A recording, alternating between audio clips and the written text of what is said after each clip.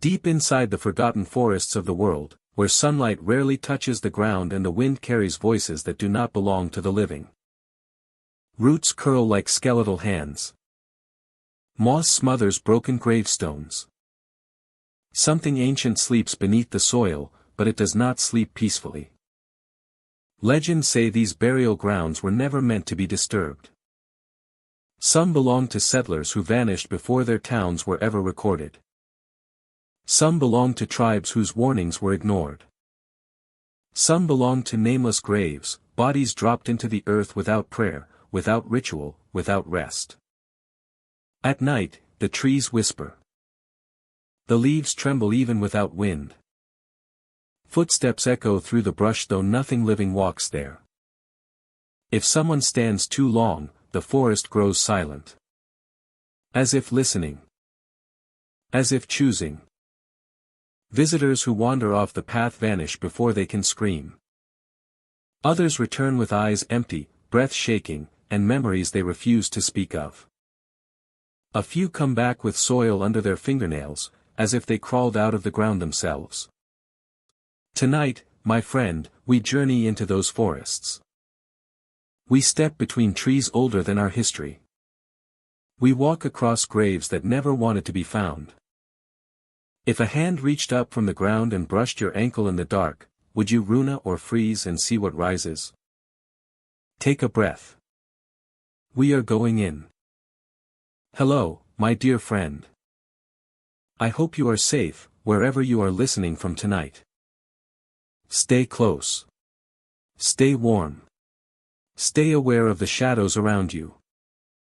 Because what we are about to explore lives in silence, fog, and cold earth. Forests are places of nature, but some are places of the dead.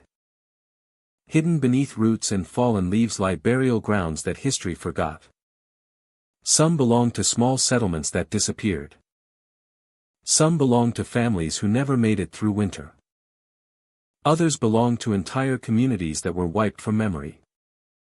But the forest remembers. And the dead remember. Their stories live on in the soil. Visitors who enter these burial grounds report distant weeping from between the trees. Branches snap under invisible footsteps. Bones shift beneath the moss. Some hear their own breathing echoed back in voices that are not their own. It is said the dead do not rest in these places. They wait. They wander. They watch. Before we take our first step between these haunted roots, let me ask you something. If you saw a pale face in the trees staring back at you, would you approach to see who it once was? Or would you turn away and run before the forest decided to follow? Take a slow breath. We begin our walk now. Silent Root Cemetery lies deep in a Vermont pine forest where the trees grow so tall they blot out most of the sky. The path leading there is narrow, overgrown, and quiet in a way that makes even footsteps sound intrusive. Wind slips between the branches, carrying a cold stillness that settles on the skin. Travelers who reach the clearing find roots breaking through the earth like bones surfacing from the ground, twisting upward as if trying to escape the soil rather than sink into it. The cemetery is small, but it feels larger than it should. Headstones tilt at unnatural angles, leaning as though rising from beneath. Some stones tilt forward like bowed heads. Others lean back, as if resisting the pull beneath them. The pine trees crowd close around the perimeter. Their trunks forming a boundary that feels less like nature and more like a warning. The atmosphere is heavy with an unseen presence. A sense of cosmic dread settles over the scene. People who stand in the clearing often speak of a sensation beneath their boots. A pulse through the dirt. A rhythm like slow breathing. Many visitors tell themselves it is imagination, but the feeling grows stronger if they linger. A traveler once described it as the ground inhaling beneath them. A slow expansion. A slow release. The earth itself shifting like something beneath it is restless. Murmurs drift from the soil, too faint to form words. They rise like echoes from a room with no walls, distant and muffled. Some visitors kneel and press their ear to the ground, expecting silence. Instead, they hear a sound like voices trapped in layered conversation. Not angry. Not pleading. Just present.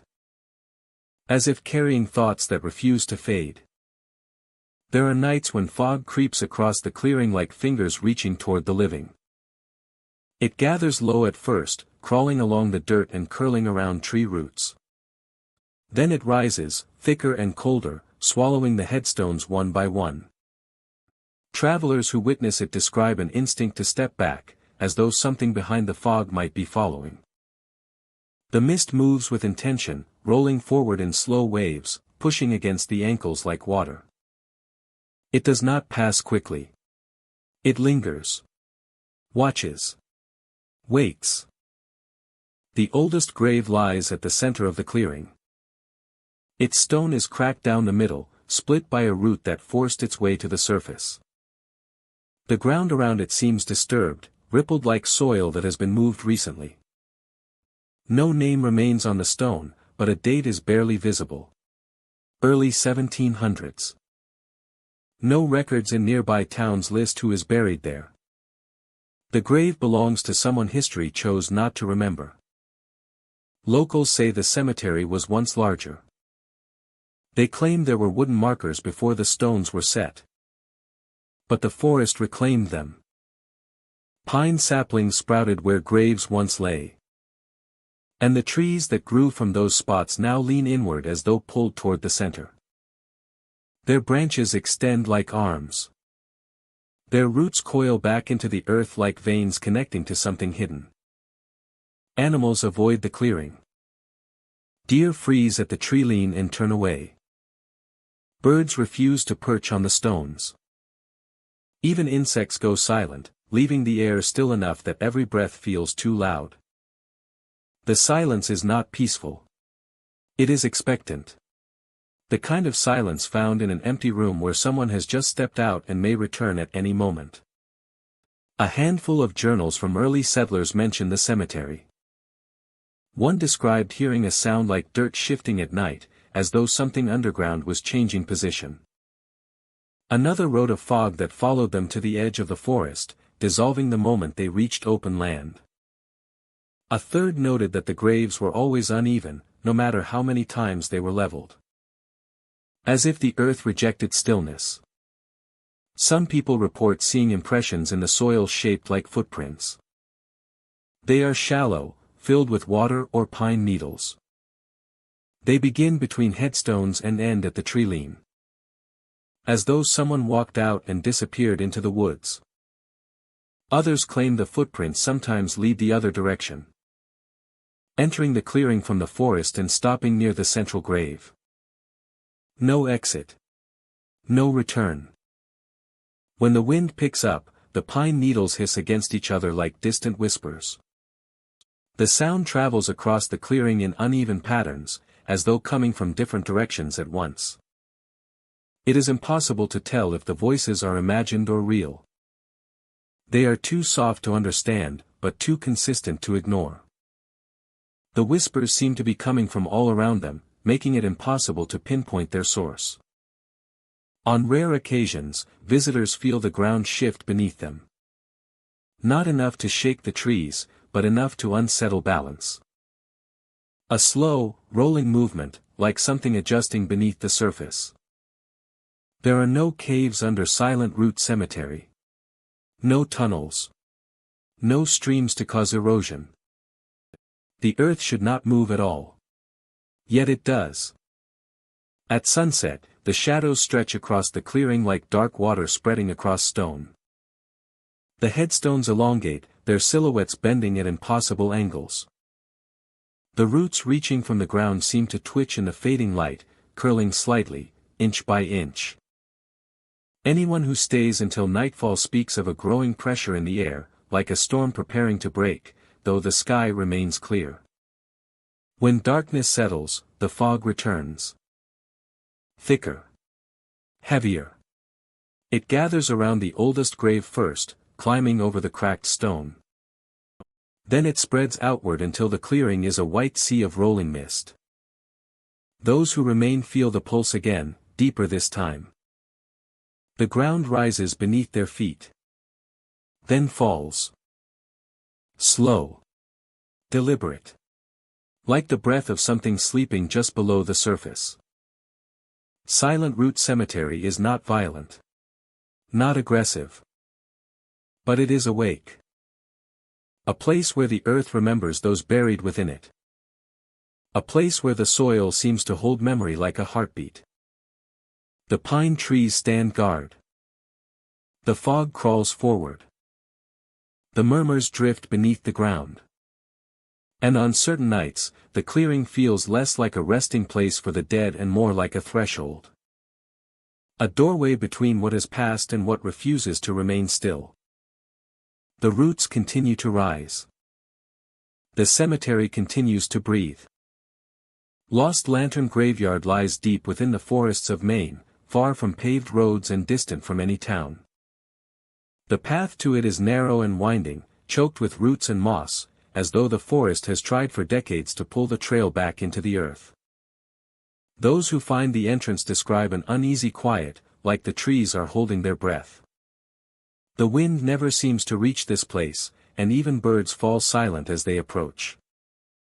It feels as though nature itself recognizes what waits inside. The graveyard began as a burial ground for a small, isolated settlement in the early 1800s. Families laid their loved ones to rest among the trees, where the soil was soft and easy to dig. Because the woods grew so dense, mourners would carry lanterns to guide them through the darkness. These lanterns became tradition, passed from generation to generation. They were said to keep mourners safe, as though the light held something dangerous at bay. But traditions fade, and the settlement eventually disappeared. Disease, cold winters, and failed harvests drove people away. The few who remained vanished without record. The path, once well-traveled, became wild again. Now, the lanterns still appear among the trees. Among the trees. They glow faintly, drifting between trunks like sparks caught in permanent motion. Some are amber. Others are pale white. A few glow with a cold blue light that seems to freeze the air around them. Locals who live miles away swear they can sometimes see the glow of those lights reflecting off the tree line during overcast nights, like distant fireflies that never blink.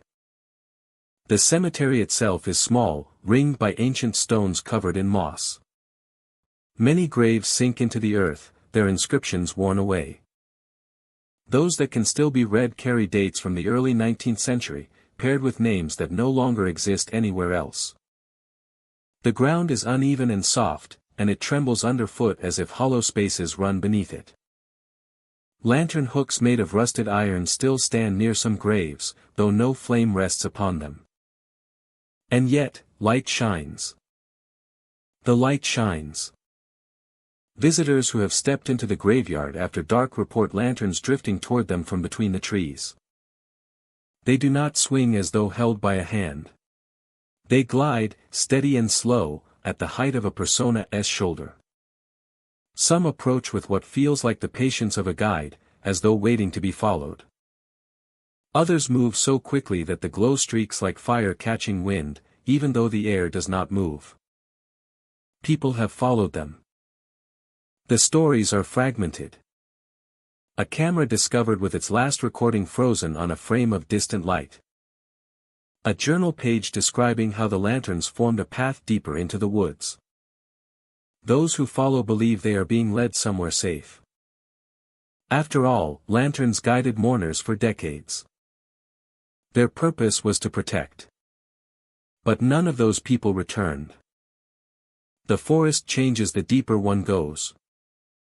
Trees grow closer together, their trunks twisting in unnatural angles. Some sections of the woods feel impossibly wide, like the landscape has stretched.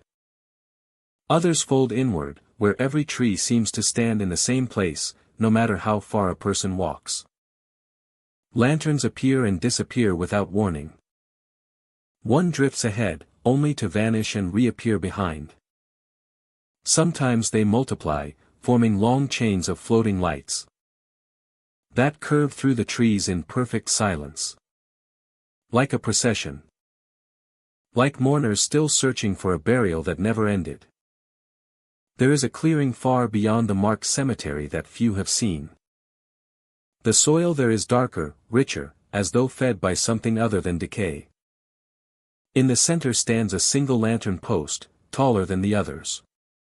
No flame rests there, but the empty hook glows faintly, like a memory of light. The ground surrounding it bears no graves, but the earth feels disturbed, as if something was buried without a stone to mark it. Visitors describe hearing soft footsteps that do not belong to any person. Leaves crush under unseen weight. Branches bend as though touched. The sound of breathing, steady and slow, comes from somewhere close but never close enough to see. It feels like the forest is waiting for a decision to be made. To follow. Or to turn back. Those who escape rarely speak at length about the experience. They describe the lights not as ghosts, but as invitations. The lanterns seem to understand their watchers. They hover patiently, as though offering a choice. They lead towards something unseen, something deeper. Something that waits for the living to take the final step. The graveyard feels unchanged by time. The stones remain. The hooks rust. The trees watch silently. Yet the lanterns still burn with a purpose no one understands. They guide without touching. They beckon without words. They move like memories that learn to travel on their own. No one living knows where they lead. But those lights still drift through the forest like threads of fire. They weave a path through the dark that feels both welcoming and wrong. To follow them is to step away from the world you know. To trust that the glow ahead is safety. To believe that the light intends to bring you home. Lost Lantern Graveyard remains, hidden in the woods of Maine, where the sky grows dim early and the earth remembers more than it reveals. Lanterns still shine. Lanterns still move. And somewhere deeper in the forest, the last lantern waits to be followed. The Weeping Grove lies in the lowlands of Georgia. Not far from an old farming road that no longer appears on most maps. Travelers find it only when they are not looking for it. As if the forest chooses when to reveal itself. The trees rise in tightly packed clusters. Their trunks bent and twisted as though they once tried to uproot themselves and escape. Their bark appears darkened in streaks. Almost like tear stains, as if the trees have been crying for a very long time. Those who approach the grove often speak of a heaviness in the air. The wind fades. The forest grows still, waiting. The ground feels soft, not from moisture, but as if the soil has been disturbed again and again. Small impressions sink into the earth, unrecognizable but shaped like something that once reached upward. When visitors move deeper into the grove, the sobbing begins. It is faint at first, drifting between the trees like a breeze that refuses to move the leaves. The sound carries a sadness that does not feel human. Wavers and trembles, as though something unseen is trying not to be heard. Some say it sounds like grief. Others say it sounds like apology. No one has ever found the source. The bark of the trees is stained with resin that drips in slow, hardened trails. The substance clings to the trunks like veins, catching the light and making the trees appear as though they are weeping. On certain days, a visitor might see the sap fall in droplets, sliding down the bark like tears that never dry. No matter how warm the season or how dry the air, the resin remains. Like the forest is still mourning. Further into the grove, the sobbing changes. It grows louder without warning, rising into sharp cries that echo through the branches. There is no voice. Just grief. It vibrates through the ground, through the roots. And through the bones of anyone who stands still long enough to feel it. When the crying becomes screaming, the forest begins to shake. Leaves tremble. Branches rattle. The trees sway even when the air is windless. Some visitors describe the shaking as if the earth beneath the grove is moving. Birds flee the treetops in frantic bursts. Animals sprint from the underbrush. The forest reacts not like a place, but like a living body bracing against pain. Those who run feel hands grabbing at their clothes from behind. The sensation is sudden, like fingers closing around fabric. Some are pulled backward. Others feel their steps falter as though something has seized their ankle. When they turn around, no one is there. No person. No animal. Only trees leaning inward, branches curling like arms reaching out. The ground reveals signs that visitors are not the first to run. Drag marks trail through fallen leaves. Footprints that begin in a sprint end abruptly as if the person never took another step. In some places, roots break through the earth like ribs, wrapping around the impressions left behind. It feels as though the grove absorbs what touches it. Local stories claim the forest was once farmland. A settlement might have stood near the tree line generations ago. The land passed from one owner to another. Some tried to clear the trees and failed. Eventually, the property was abandoned. The forest regrew faster than it should have, as if something wanted the land back. In the oldest part of the grove, the trees grow so close together that no one can squeeze between them. Their trunks twist around each other like braided rope. The sobbing is loudest here. The air carries the smell of damp wood and soil that has been overturned too many times. Some visitors say they hear words in the sobbing. Broken syllables that never form a full sentence. The memory of language. Those who stand at the edge of this thicket often feel breath on the back of their neck. Cold, steady exhalations, like someone trying to speak but failing. If they turn around, they see nothing but trees. If they listen too long, the breath lingers behind them, matching their own as if learning how to breathe. Sometimes the screaming stops as suddenly as it began. The grove falls silent. Even the insects quiet. The forest waits. This is when some visitors report a feeling of being watched. Not from one place, but from all places at once. Like 100 unseen eyes are waiting for a decision to be made. If anyone tries to leave the grove in a hurry, the trees seem to shift. Paths that were once clear become tangled. The branches lean lower, bending like archways closing shut. The sound of footsteps follows from behind, too close to belong to anyone else. Those who have escaped describe the footsteps stopping the moment they break the tree line. The silence afterward feels like relief. It feels like something choosing not to follow. No one knows what happened here. Some believe the grove holds memories of the people who once lived on the land. Others think something took root beneath the soil and has never stopped growing.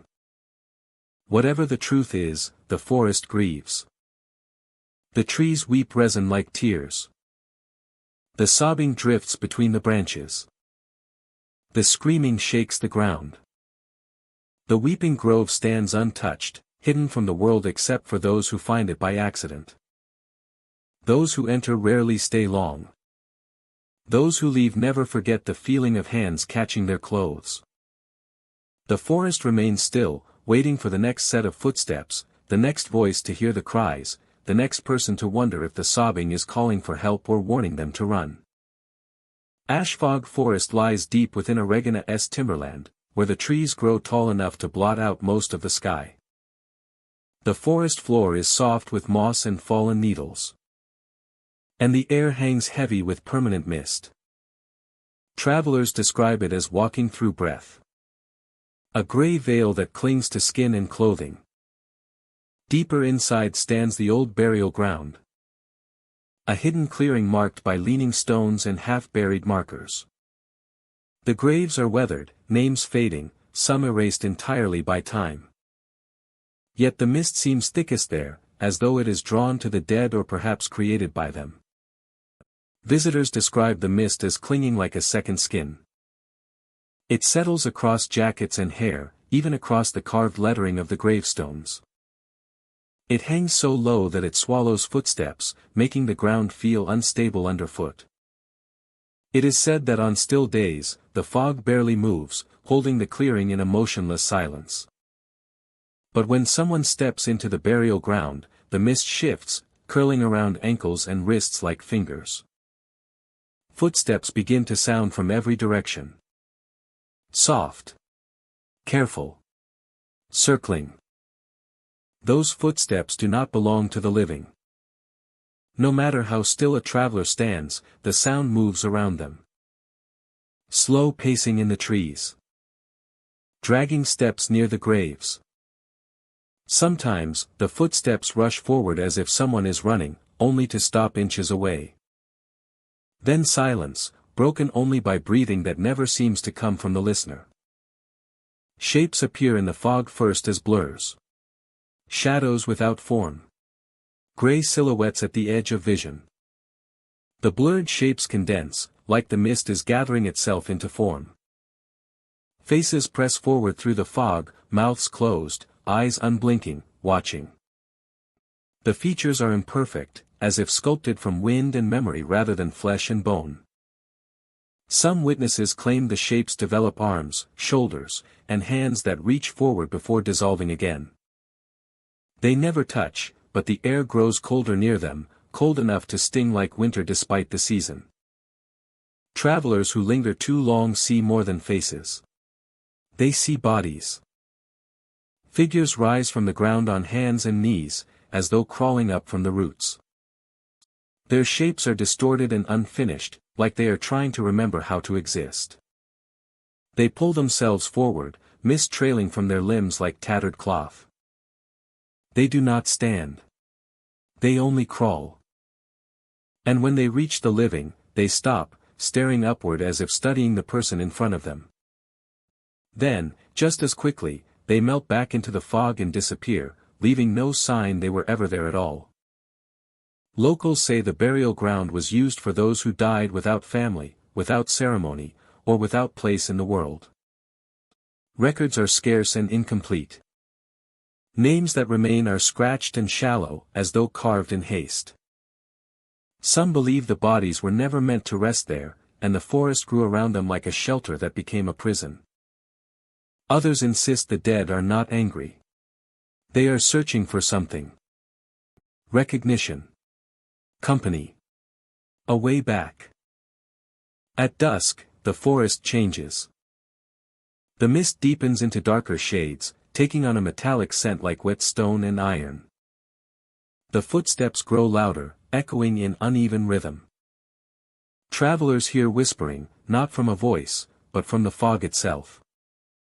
The sound is faint but insistent, like breath passing through hollow wood.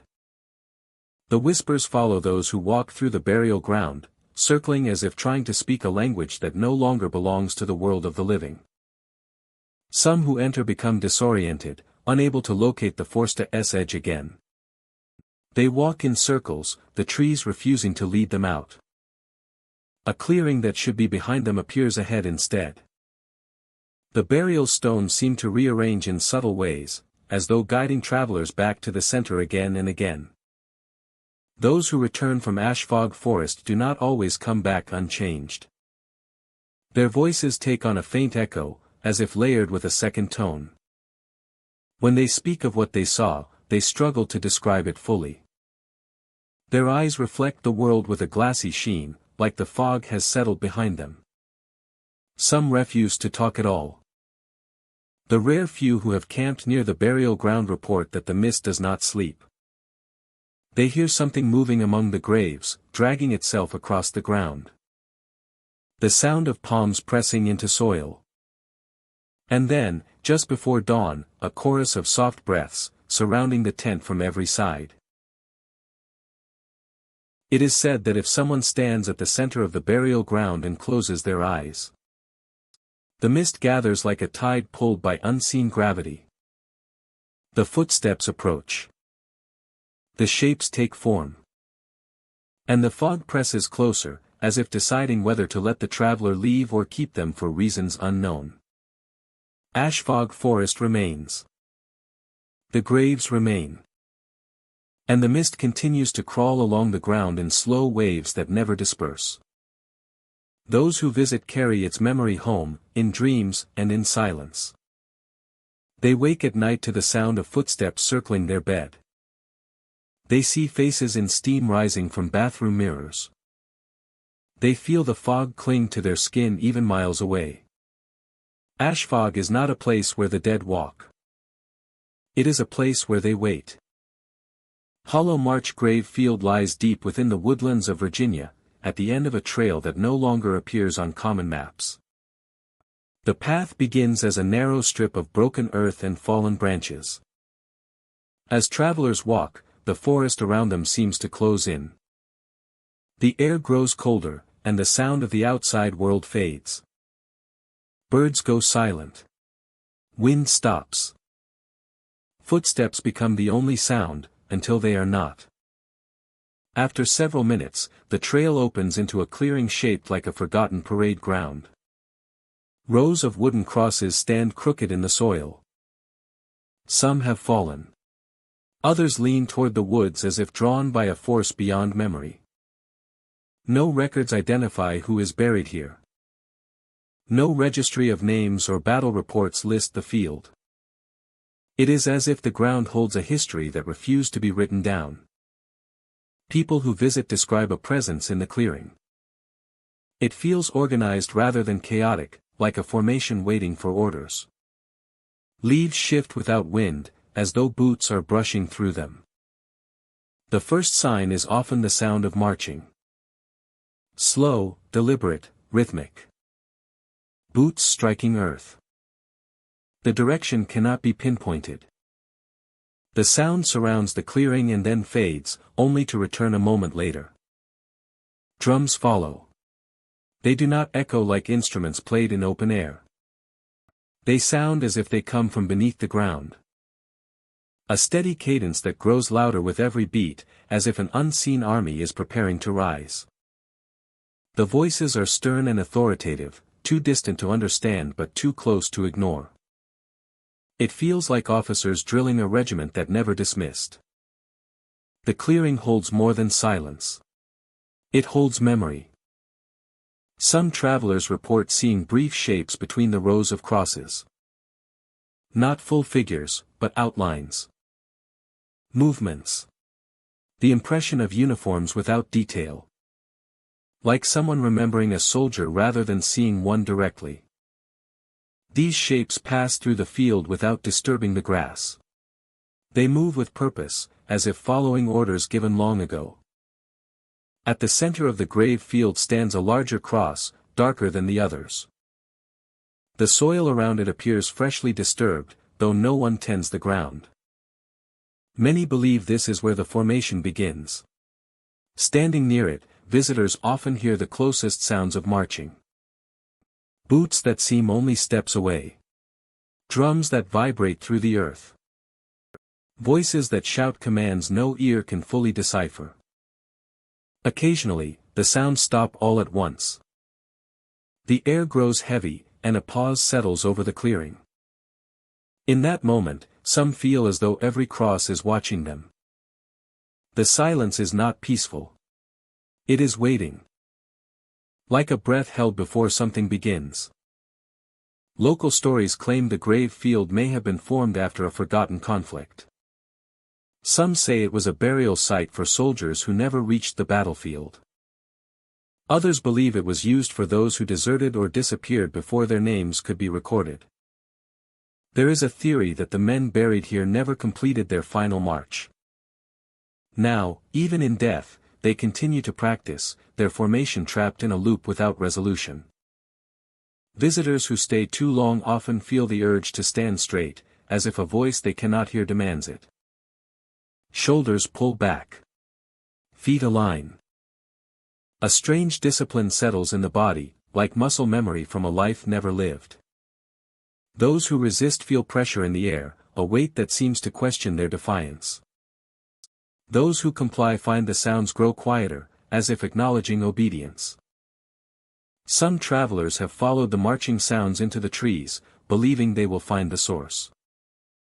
They return disoriented, unable to explain how far they walked or how much time passed. Others do not return at all. Search efforts find only the grave field, unchanged, the trail still silent. The only clue is the faint echo of drums fading into the wind. As night approaches, the clearing becomes more active. The sounds intensify. Crosses cast long shadows that stretch in unnatural directions. Some visitors claim to see torches flicker between the trees, like a column of soldiers marching with invisible flame. The drums beat in perfect rhythm, like a heart of earth and memory. The voices become clearer, not in words but in intention. Move. Prepare. March. Yet no army stands there now. Leaving the grave field requires focus. The trail seems different on the return, as if it shifts behind the traveler. Some feel eyes on their back, following them to the edge of the woods. The marching fades gradually, step by step, until the outside world finds its way back into the ears. Birds sing again. Wind moves. The forest loosens its hold. Hollow March grave field remains untouched by restoration or recognition. It is not a historical site. It is not a memorial. It is a place where unfinished purpose lingers, woven into soil and memory. Those who enter feel the weight of what once was and what never ended. An army that no longer lives still practices in the shadows. Drums still call them to order. Boots still march among the leaves. Voices still command the air. But no army stands there now. Deadfall Burial Ridge lies in the backcountry of West Virginia, where the mountains narrow into steep ravines and the trees stand so dense that daylight filters down in fragments. A landslide decades ago exposed what lay hidden beneath the ridge. The earth tore open and revealed bones jutting from the dirt like white roots. They clung to the hillside in tangled clusters, some curled, some reaching outward. The discovery drew the curious, the fearful, and the reverent. Before long, the ground was covered again, pushed back into place with shovels and prayer. But those who visit now swear something still moves beneath the soil. The forest floor ripples at night, not with wind or animal steps, but with a slow rising motion, as though something digs upward from below. Moss lifts. Pebbles shift. Soil expands and settles like a breath taken beneath the surface. At first, visitors tell themselves it is imagination. But the ground continues to stir even when they stand perfectly still. Some say they saw fingers break through the soil. Not bones. Not fully formed hands. Just the suggestion of shape. Knuckles pushing upward. Nails coated in dirt. The moment passes quickly. Swallowed by falling leaves or collapsing earth. Those who witness it rarely speak of it twice. The burial ground itself is unmarked. No carved stones. No records. Just a ridge lined with trees whose roots dig deep and intertwine with whatever lies beneath. The wind sounds different there. Hollow. As if passing through spaces it should not reach.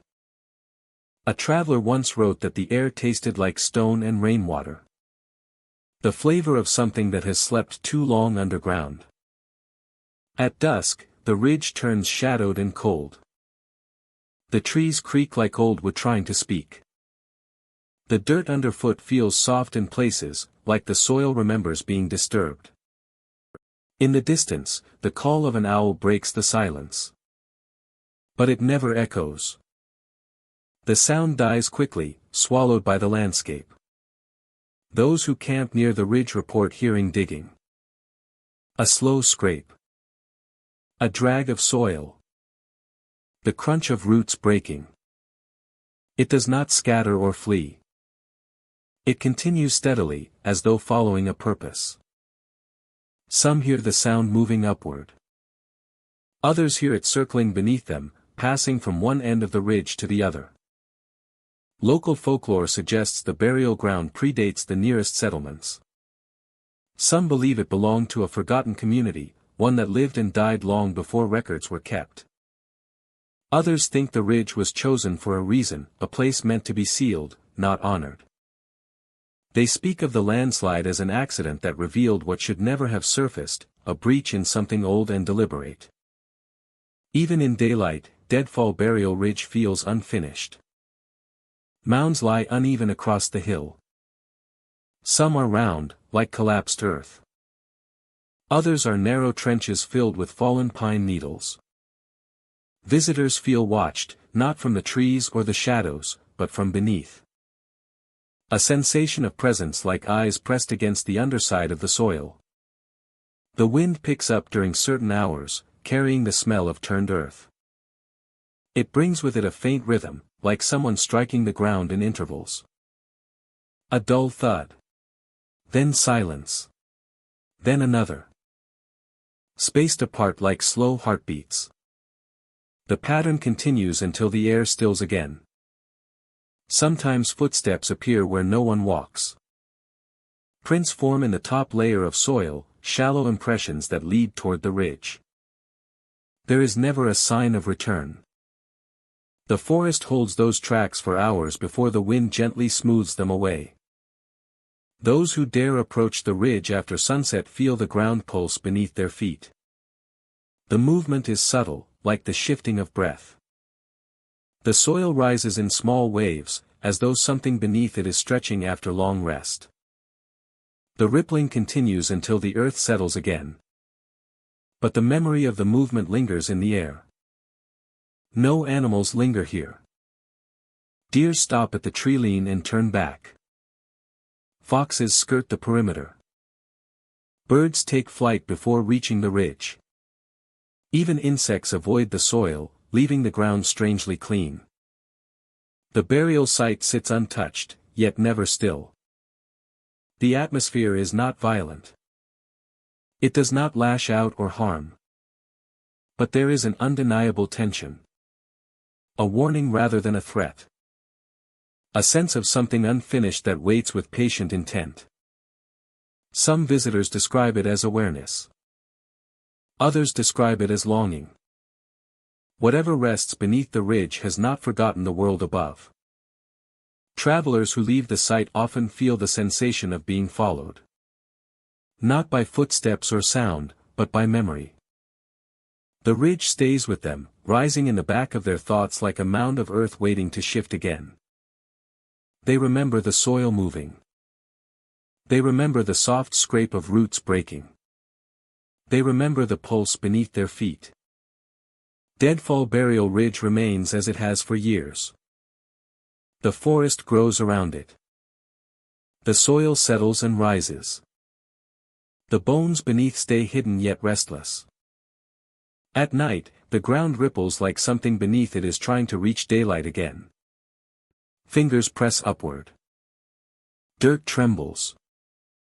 The ridge breathes. And the mountain waits to be still again. Sparrowbone Clearing lies within the dense forests of Pennsylvania, a place difficult to pinpoint on any map. Trails that lead toward it seem to twist in new directions each time someone attempts to follow them. Travelers describe the trees growing closer together, branches weaving like ribs around a hidden heart of the woods. Eventually, the forest opens into a circular clearing where the grass lays flat as if pressed down by something unseen. And the moment someone steps inside, the silence begins. The clearing is known for the absence of birds. No chirping from branches. No flutter of wings. Not a single feather touches the ground. Even migrating flocks curve around the tree line rather than crossing overhead. Breathing feels harder. Voices feel thinner. Even the wind avoids the clearing, dying off before it reaches the center.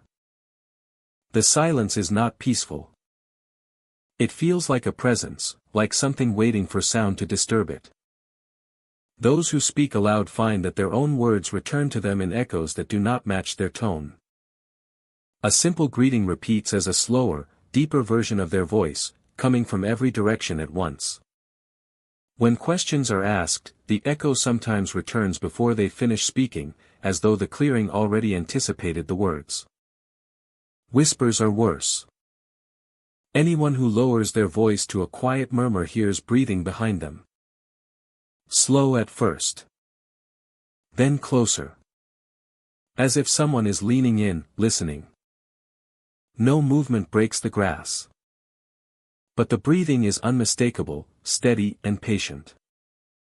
Many who have felt it say it sounds like someone waiting for a reply. Stories of sparrow bone clearing date back over a century. Early records come from hunters and surveyors who claimed the forest changed shape around the clearing. One wrote that every direction looked the same, as if the trees had duplicated themselves in a perfect circle. Another described seeing shadows between the trunks that did not match any branches. None of them stayed long enough to understand what they were seeing. They left quickly, and none returned. In the early 1900s, a small logging crew attempted to work the land near Sparrowbone. Their notes detail strange experiences. Tools missing after being set down for seconds. Wood freshly cut from fallen trees vanishing overnight.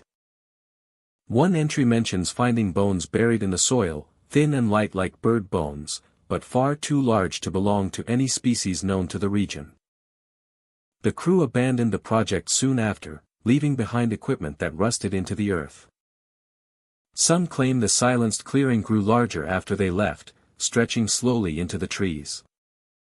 Visitors today report changes in distance. The clearing feels wider than it should be. The edges seem to drift farther away the more someone tries to leave.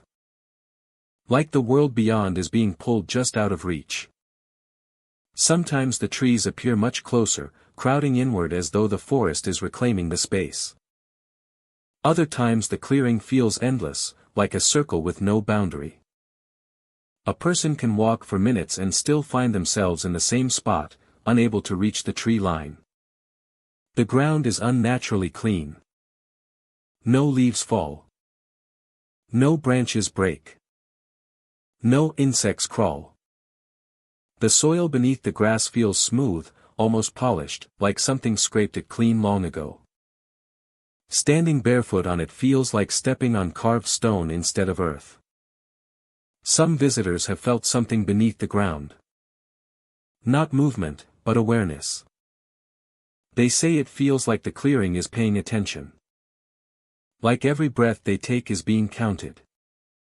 When they speak, the clearing listens. When they fall silent, something else continues to breathe. There are reports of figures standing at the tree line. Not fully visible. Shapes darker than the trunks they lean against. They never move directly. But when people look away and look back, their silhouettes are narrow, like elongated limbs tucked close to the body. Their heads tilt as though studying whoever is inside the clearing. No faces can be seen, even at close distance. The space where features should be seems blurred, as though the clearing itself refuses to reveal them. The most unsettling accounts come from those who stayed too long. They describe hearing voices whispering from the tree line, repeating their words back at them with perfect timing. If they remain silent, the breathing behind them grows louder as if leaning close to their ear. Some describe feeling a hand gently rest on their shoulder, though nothing visible touches them. Others say the grass beneath their feet pulses, like a heartbeat too large to belong to anything human. People who make it back from Sparrowbone Clearing often struggle to explain why they left when they did. They simply felt they needed to go. Many do not remember the moment they returned to the trail. They recall stepping forward and suddenly being at the forest's edge with no memory of crossing the distance. Some leave with gaps in their recollection, minutes or hours missing. They speak of the silence following them for days, like an echo that refuses to fade. No one has ever found evidence of what created Sparrowbone Clearing or why the silence feels alive. There is no record of a village or structure on that land. No burial ground. No event that explains why the birds refuse to cross it. The name Sparrowbone remains unexplained, though many believe it refers to whatever lies beneath the soil. Something that listens. Something that remembers. Something that has no need for wings. The clearing still waits in the Pennsylvania woods. The grass remains undisturbed. The silence holds its breath. Those who speak will hear themselves answered. Those who whisper will feel breath against their ear. And those who stay too long may find the clearing does not let their voice leave with them. Candlemoss Burial Forest rests at the edge of New Hampshire's older mountain roads, hidden beneath layers of pine and fog. The trees here grow close together, their trunks wrapped in soft green moss that glows faintly after rain. The forest floor is uneven, as if something beneath the soil has shifted over time. Locals claim the ground is layered not just with roots and stone, but with history that was never recorded. The deeper a person walks into the woods, the louder the silence becomes. The name Candlemoss did not come from the moss itself, but from what people began to witness there. On certain nights, candles appear between the trees. They stand upright in the soil, flames flickering even when there is no wind. No one lights them. No one carries them. They simply exist, scattered across the forest like stars fallen from the sky. Some burn low and steady. Others burn tall and bright, like lanterns guiding a path that should never be followed. Visitors describe seeing wax drip as though running down an unseen hand. It collects on the ground in smooth white drops, forming shapes like fingerprints pressed into the soil. The candles never burn down to nothing. The flames do not consume the wicks. They burn without source, without reason, without warmth. Anyone who steps close enough to feel their heat finds none. The fire glows, but the air around it remains cold. Shadows dance behind the flames. They move independently from the trees, stretching across trunks and branches like silhouettes cast by figures that are not present.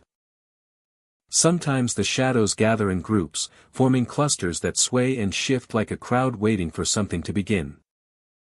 Other times, a single shadow lingers at the edge of a persona's vision, standing still as if watching. Those who walk too far into the forest say the candles begin to align. Instead of appearing scattered, they form paths. Narrow trails of flame weave into the woods, curving out of sight, always leading deeper. Some trails end abruptly. Others continue into the dark until the last candle becomes a pinprick of light swallowed by the trees. It is said that no one who followed these paths has ever walked back. There are stories of hikers who vanished. Their cars remained parked on the roadside. Their gear left behind. The only signs found were footprints leading into the forest. And a candle burning nearby without explanation. Search teams reported strange sights. Candlelight blooming between branches when no one was holding a flame. Wax dripping across exposed roots like markings. Soft whispers drifting on the wind, too faint to understand, too close to be imagined. During daylight, the forest appears calm. Pines rise in tall, narrow columns. The moss glows in patches of pale green. But even in sunlight, the ground feels heavy. Uneven mounds break the forest floor, shaped like earth that has been turned and packed down again. No markers stand above the mounds. No carvings on trees. Just the land itself, shaped by what rests beneath. It is this, some believe, that gave the region its second name, the burial forest. No markers stand above the mounds. Just the land itself, shaped by what rests beneath. No carvings on trees. Just the land itself, shaped by what rests beneath. It is this, some believe, that gave the region its second name, the burial forest. No markers stand above the mounds. Just the land itself, shaped by what rests beneath. Travelers walking the main trail report the feeling of being followed. Not by footsteps, but by presence. The sensation is subtle, like someone walking just out of reach.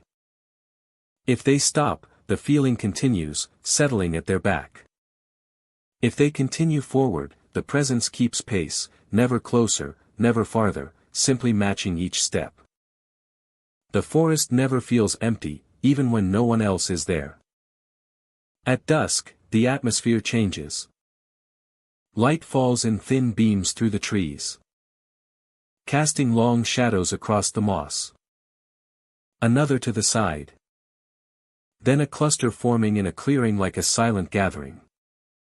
The forest no longer feels like a place to explore. It feels like a place preparing to be witnessed. Some who return from the edge of the forest speak of hearing what sounded like names being spoken. Not shouted. Not whispered. Spoken as though someone behind them was trying to get their attention. But the moment they turned, the sound stopped. In rare cases, a hiker claimed the candles grew brighter when they stopped walking, as if encouraging them to move forward. No one who stepped toward the brightest lights ever came back to say what happened next. Local legends suggest the forest was once a burial ground long before settlements existed. The candles may mark what lies beneath. They may illuminate graves no one was meant to find. Or they may guide the lost toward places they were never meant to see. Some believe the candles are not trying to help. They are trying to collect. They are trying to collect.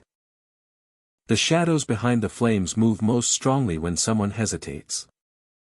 They sway like figures leaning closer, trying to decide whether to follow or retreat. It is said that if the shadows stop moving entirely, the candles will too. Every flame will stand tall. Every wick will go still. The forest will hold its breath. This is the moment when those who have gone too far understand they are no longer choosing their path. The forest is choosing for them. The forest is choosing for them. Candlemoss Burial Forest remains untouched. No one has cleared it. No one has claimed it. Time surrounds it, but does not pass through it. The candles still appear. The wax still melts down invisible hands. Shadows still dance across the bark. And the paths still wait for someone to take the first step. Never follow the flames. Never walk the paths they create. None who did ever walked back. Black pine sits high in the Colorado mountains, surrounded by dense evergreens that blot out most of the sunlight. The air is thin, the wind sharp, and the forest carries a silence that feels deliberate. Beyond the tree line lies an old cemetery known to locals simply as the Sunken Graves. It does not appear on maps anymore. Grass has grown over the original paths, and the iron gate stands crooked, half swallowed by the earth. The ground looks uneven, as if something beneath is shifting for more room. The graves themselves are not level with the surface. They sink, dipping downward like open mouths frozen mid-breath. Some are shallow impressions, only a foot deep. Others drop so far that they resemble pits, nearly 6 feet deep even without a shovel breaking the soil. Dirt collects at the edges like it has slid inward, pulled down by a force no one sees. There are no signs of collapse or erosion. The soil falls inward smoothly, cleanly, as though something underground is drawing it in. Travelers who approach often pause before stepping close. The ground trembles slightly, too subtle to be called an earthquake but enough to unsettle. The closer someone moves, the more the earth shifts, settling like a deep breath exhaled by the ground itself. Some claim that dirt moves like a tide, pulling inward and then releasing in slow intervals, as if breathing from beneath the surface. Those who lean near the edges of the sunken graves report the same detail. The earth is not empty. It watches. At first, the holes look dark. Then, as eyes adjust, something changes. Shapes begin to form beneath the soil, like impressions pressed through cloth. The ground appears to swell and sink, revealing hints of features. And then the eyes become visible. Not glowing. Not reflecting light. They watch without moving. They do not close. They only wait. No one knows who is buried there.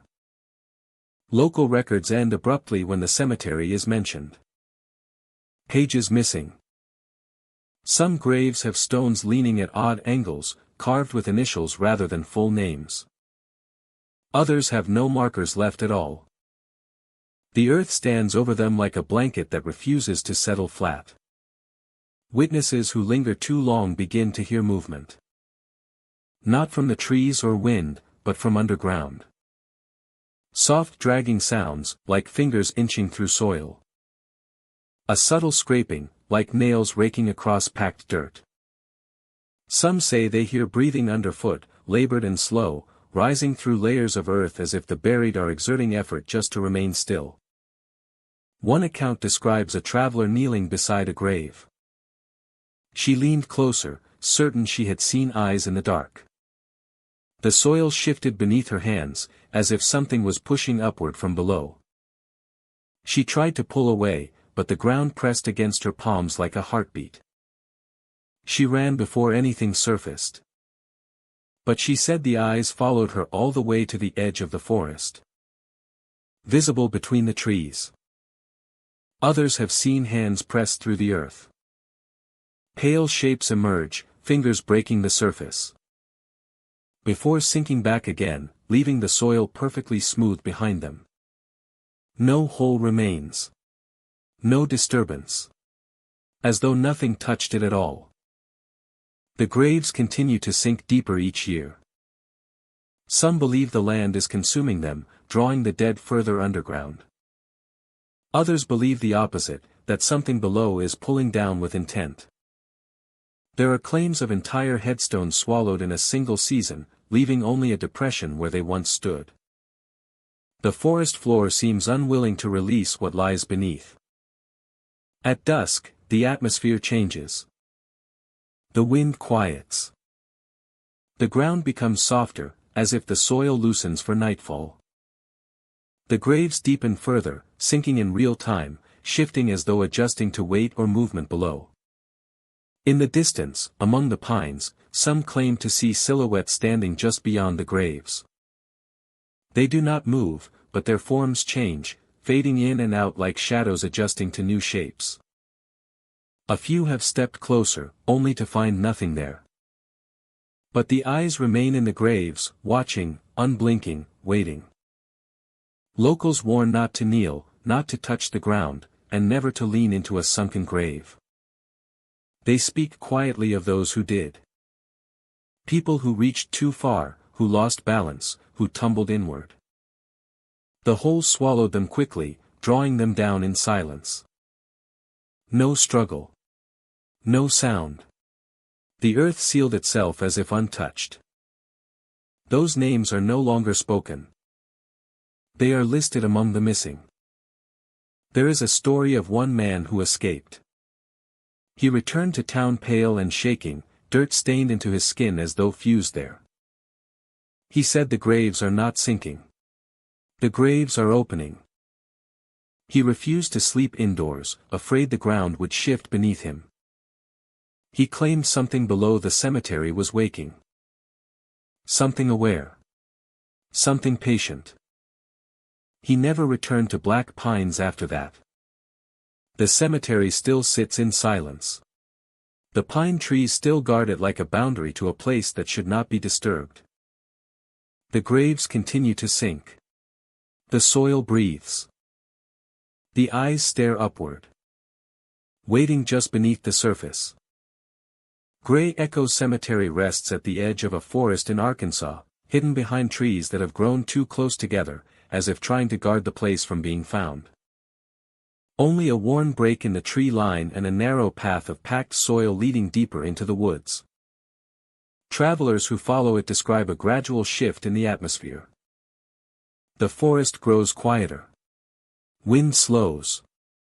The world feels muted, like sound has been swallowed before reaching the ears. Then the trees open, and the cemetery appears. Gray Echo Cemetery does not resemble the carefully maintained graveyards found near towns. The ground is uneven. Moss covers the stones. Many headstones tilt at angles that suggest the earth beneath them continues to move. Some markers have no names at all, only faint carvings where identity should be. Others bear dates worn away by time, with no sign of family or caretakers returning to repaint them. A few graves are surrounded by rusted fences that once protected them, their metal twisted and sunken as though pressed down by something heavy. The silence never lasts. Before long, visitors hear voices. They do not drift like distant echoes or broken murmurs. They speak clearly, as if close by, as if conversations are being carried out among the headstones. Fragments of sentences rise from different corners of the cemetery. Names. Questions. Statements spoken with calm certainty. The voices are neither whispers nor cries. They sound like people repeating conversations from another time. Some visitors report hearing the same words again and again. A farewell repeated until it hardens into rhythm. A question asked without receiving an answer. A promise spoken like a vow that was never fulfilled. Others describe the voices shifting, changing tone, responding as though the presence of the living has been noticed. These responses are what unsettle people most. The voices do not shout. They do not threaten. They simply acknowledge, and that alone is enough to send a chill through anyone brave enough to stay. The wind moves strangely among the trees.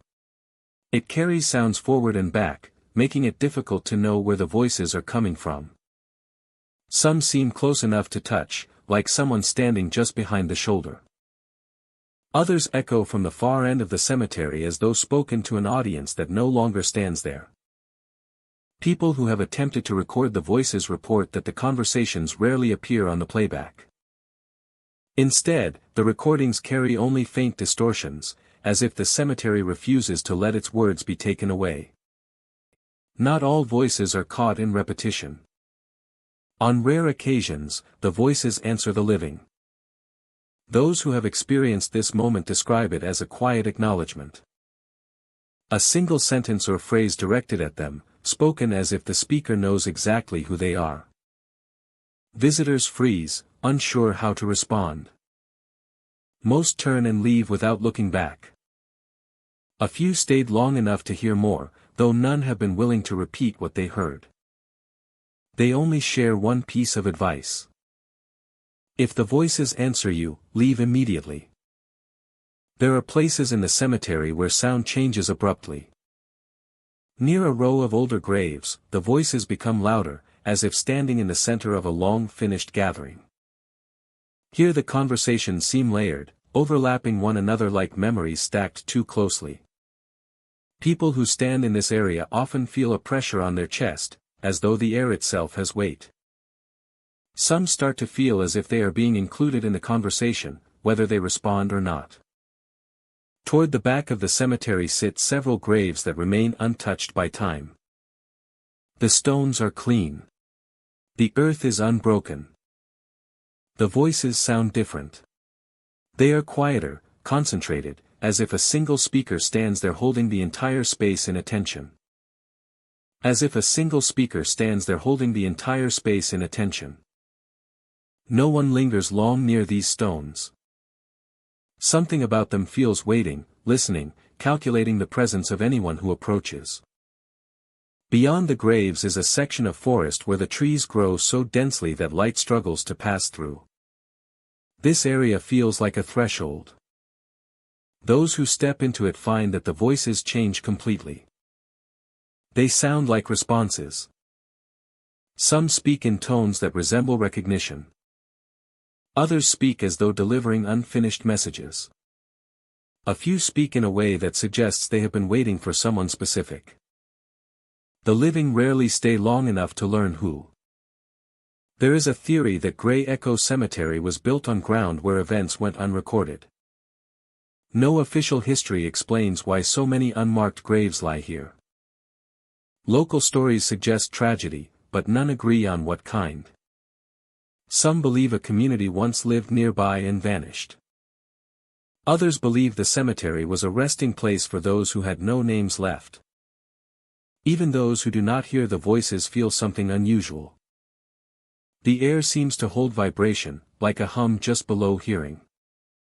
When leaving the cemetery, the forest gradually returns to normal. The wind finds its rhythm again. Birds sing. Yet some visitors claim the voices follow for a short distance, faded but present, as if watching to ensure they truly leave. Grey Echo Cemetery remains unmarked. It remains unacknowledged by official records.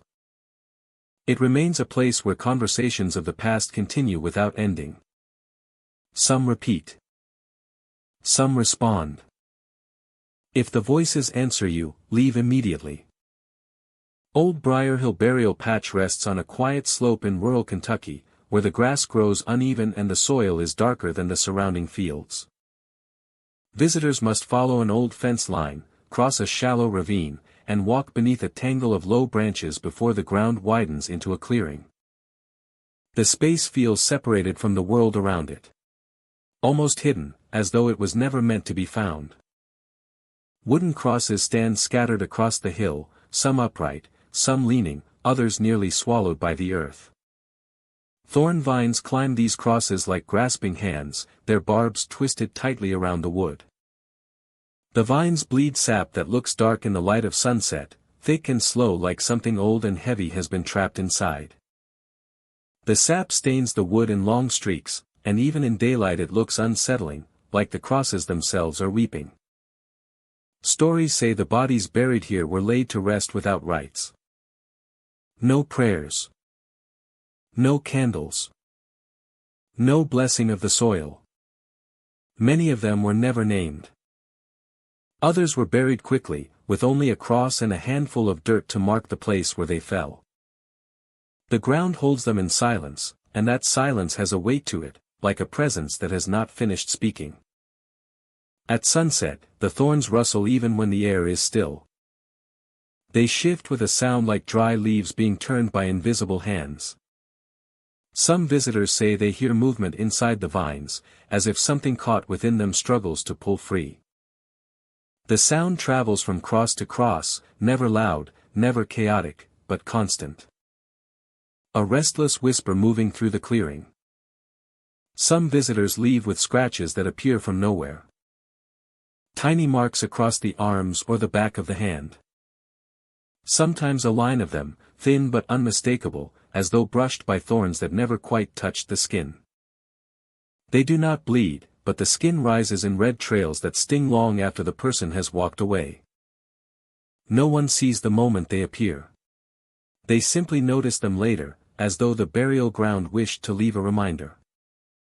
The wind behaves strangely here. Circles the clearing instead of passing through it. Leaves fall toward the center of the burial patch and stop before the crosses. Caught in a stillness that should not exist. The trees along the perimeter lean inward. Blocks most of the sky. The sunlight is always dimmer here. Visitors describe the atmosphere as heavy but not violent.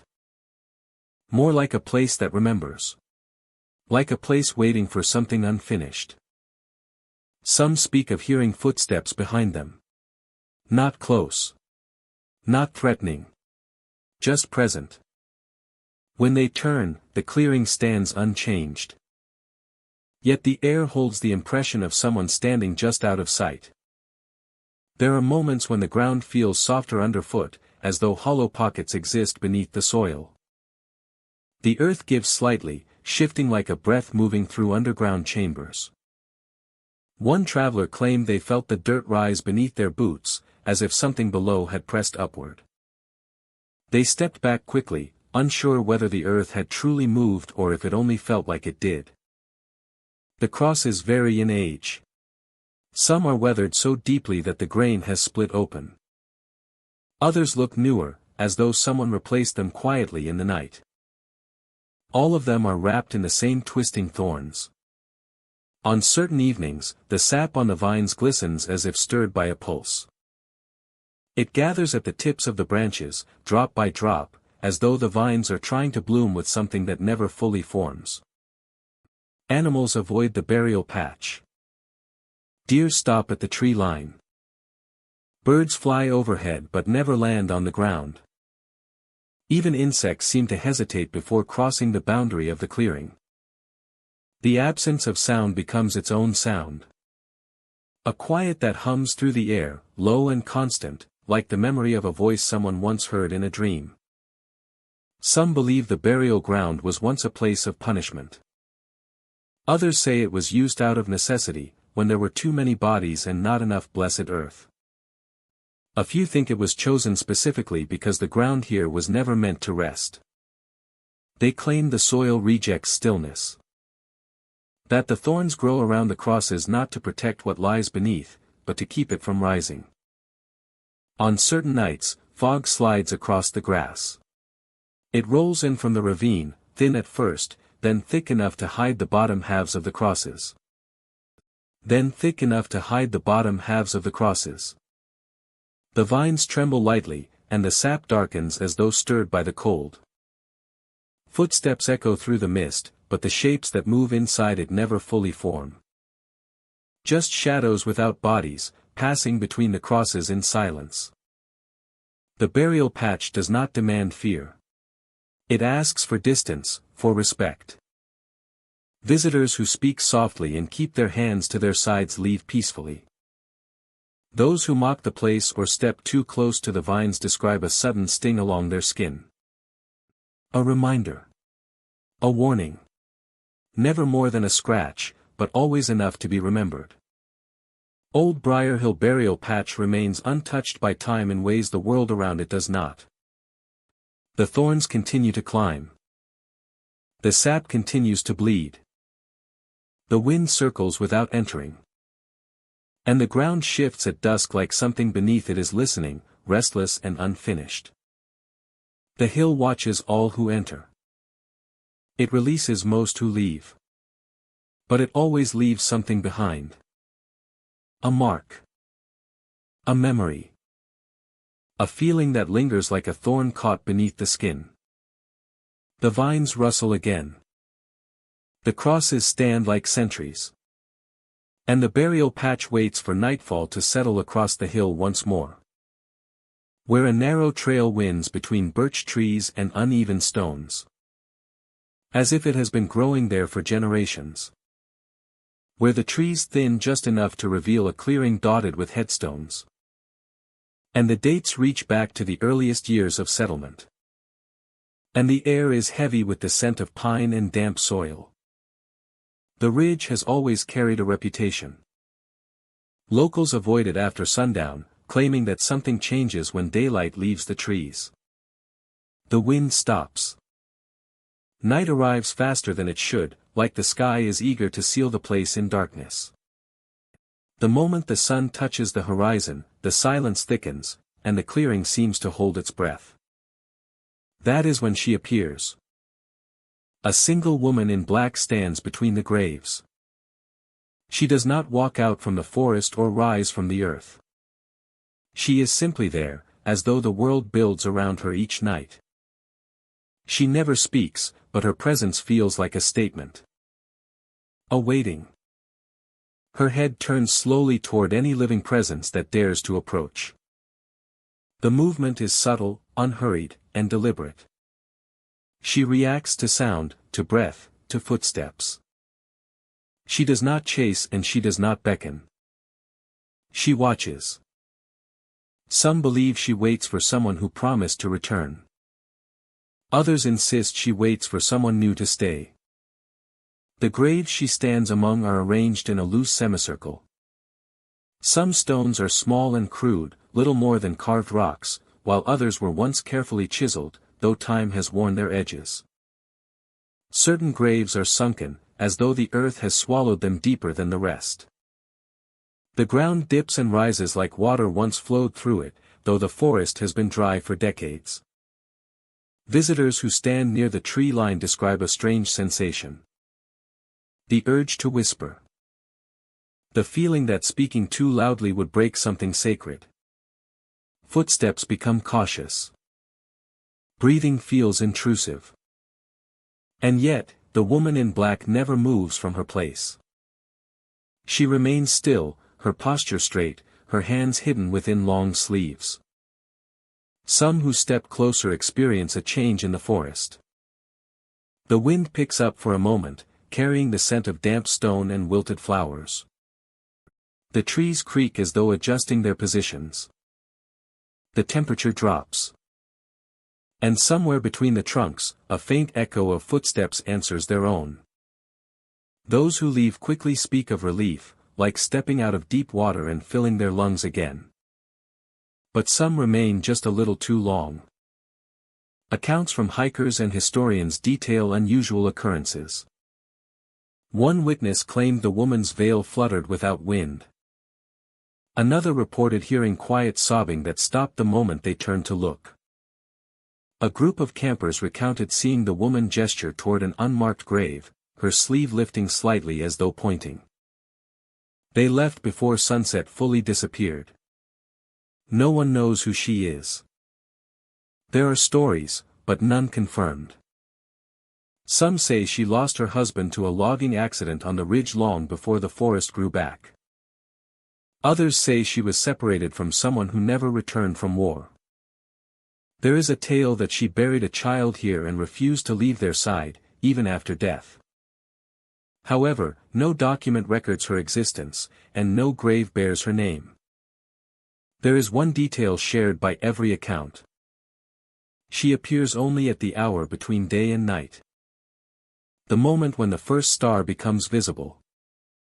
The moment when the world is neither bright nor fully dark. If someone arrives too early, the ridge feels empty, but expectant. If they arrive too late, the forest seems to shift. The trees lean inward, and the path back to the main trail feels farther away than it should be. Those who come close enough to see directly through her veil describe something unsettling. Not a lack of features, but the sense that her face is blurred by distance. Like a memory half-formed. Like looking at someone through fogged glass. They all agree on one detail. She is not angry. She is not hostile. She looks like she is waiting. Some have tried speaking to her. Their words never return in their own voice. As if spoken by someone standing in the trees behind them. The echoes never match the timing. They arrive a moment too late, or a moment too soon, like the forest is learning speech through imitation.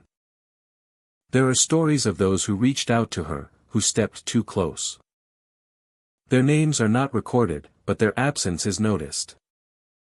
Equipment left behind. Stories told secondhand. The graves remain. And at the next sundown, the woman in black stands at the center once more. Widowa Ridge Forest Graves remains untouched by time. The trail still leads there for those who know where to look. The stones still lean against the weight of years. The woman still appears, neither advancing nor retreating. Watching the living pass through a place that feels forgotten by the world and remembered by something else. She waits between the graves as the sky fades. Not for vengeance. Not for anger. For someone. For anyone. For whoever will be the next to stay.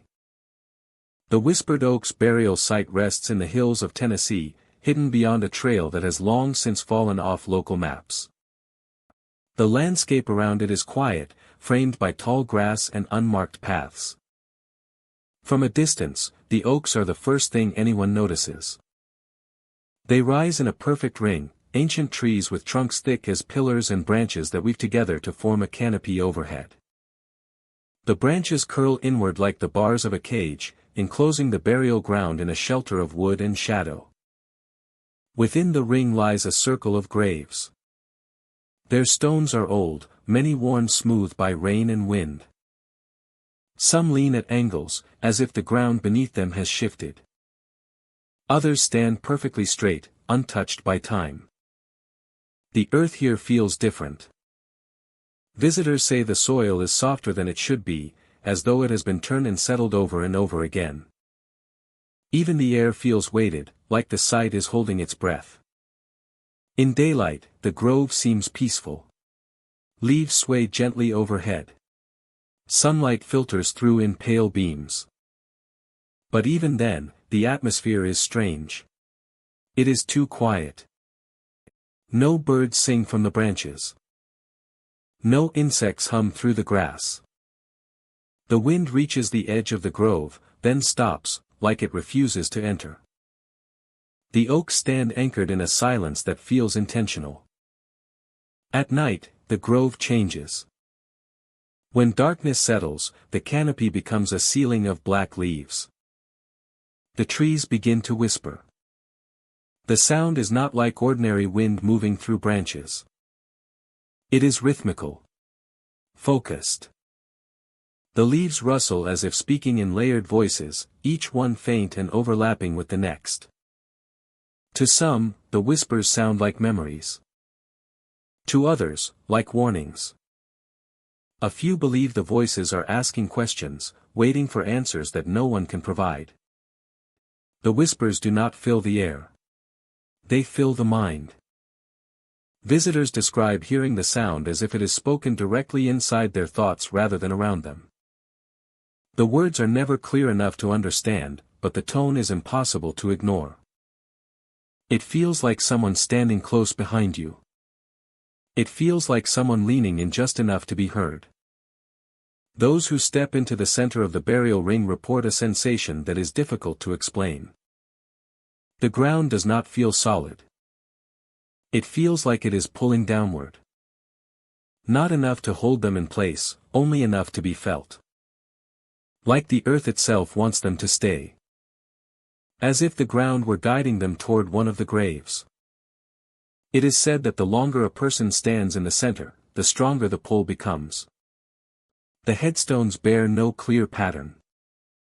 Some are marked with dates from the 18th and 19th centuries. Others have no names at all, only engraved symbols whose meaning has been lost. A few stones have carvings that resemble oak leaves, etched in such fine detail that the lines remain visible even after decades of weather.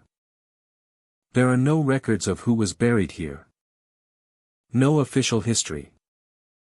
Only fragments of memory and stories passed down through generations. Local folklore suggests the burial site belonged to one of the earliest settlements in the region. The land may have been used to honor those who passed before towns were established. Some believe a community lived nearby and vanished, leaving the graves as their only trace. Others think the grove predates settlement entirely, and that the graves were added later to a place that already held significance. Whatever truth lies beneath the soil, the oaks have stood watch over it for centuries. On certain nights, visitors have seen the branches move without wind. The leaves sway in patterns, shifting like fingers tracing symbols in the air. The whispers rise and fall, forming a rhythm like breath. Some report seeing the shadows of the branches extend farther than the trees themselves, stretching across the ground like long arms. They reach toward the center of the circle, stopping just short of the graves. Those who turn to leave sometimes feel the pull at their back. A pressure, subtle but undeniable, like the ground does not want them to go.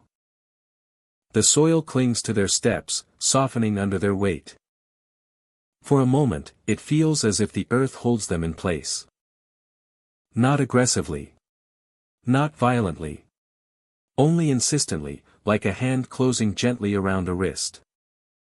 There are accounts from hikers who claim they made it only a few steps before the whispers grew louder. The rustling leaves sharpened into a sound that resembled voices calling to them. Not with urgency, but with recognition. As if the forest knew their name. As if it had been waiting. Some have fled the grove after that moment. Others stayed too long. Those who stayed described the whispers quieting suddenly. The branches stilling. The ground going motionless. A silence so complete that it felt like the world around them had paused. Then the pull beneath their feet strengthened. Today, the whispered oak's burial site remains untouched. The trees still circle the graves. The canopy still hangs overhead like a cage. The leaves still whisper at night, rustling like voices that speak without breath. The ground still pulls at the feet of those who stand in the center, gentle and steady, as though inviting them to stay. The grove is not abandoned. It is waiting. The trees remember. The soil holds what it has claimed. And the whispers move through the branches like a story that has not yet finished being told. Ravenmark Woodland sits in a remote corner of New York, where the trees grow close together and block out most of the sun. The path into the forest is narrow, marked only by roots and patches of dark soil. Travelers describe the same moment of realization as they walk deeper. The forest becomes too quiet. No birdsong. No insects. Just the weight of silence pressing against the ears. And then, without warning, black feathers begin to appear along the trail. They fall slowly, drifting between branches like flakes of ash. They land on the ground, clean and perfectly formed. Even on days when the sky is still and the air unmoving. There are no birds overhead. No shapes perched in the trees. Just feathers, scattered like clues that lead toward the old burial ground known as Ravenmark Woodland Graves. The graves rest in a hidden clearing, surrounded by crooked headstones that lean as though pushed by time or unseen hands. Moss creeps across the names, erasing letters one by one. Some markers are chipped, others split entirely, yet the soil beneath them remains undisturbed, as if the forest refuses to let the ground settle. Black feathers cover nearly every stone. Some are caught in the cracks. Others lie across the earth like offerings arranged by an invisible hand. Travelers report hearing wings beating overhead, a heavy flutter that moves from treetop to treetop. The sound is unmistakable, loud enough to shake loose bark and leaves. It always seems to circle, drawing closer as if something airborne is tracking the living. And then, just when it sounds like something has landed behind them, silence falls. Turning around reveals nothing but rows of gravestones and trees that feel much closer than before. Still, the feathers fall. Some visitors describe the sensation of being watched, not from the forest's edge, but from above. They feel eyes fixed on them, following their steps, waiting for them to stop. A few have looked up, certain they would see something perched on the branches.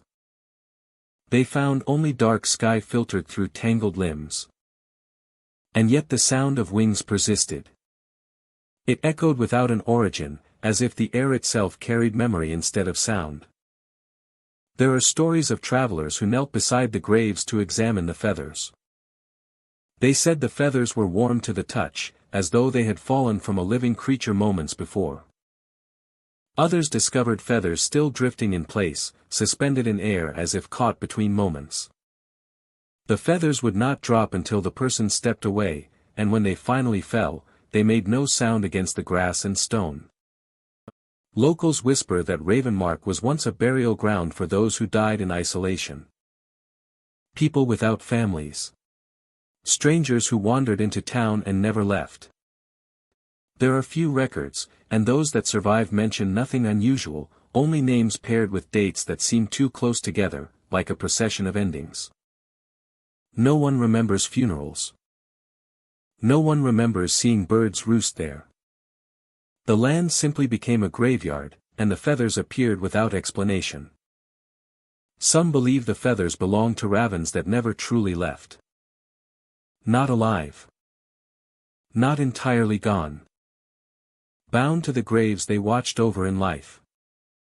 Others claim the feathers fall from wings that no longer have bodies. Remnants of shapes that drift through the trees and settle where the living can see. But never prove.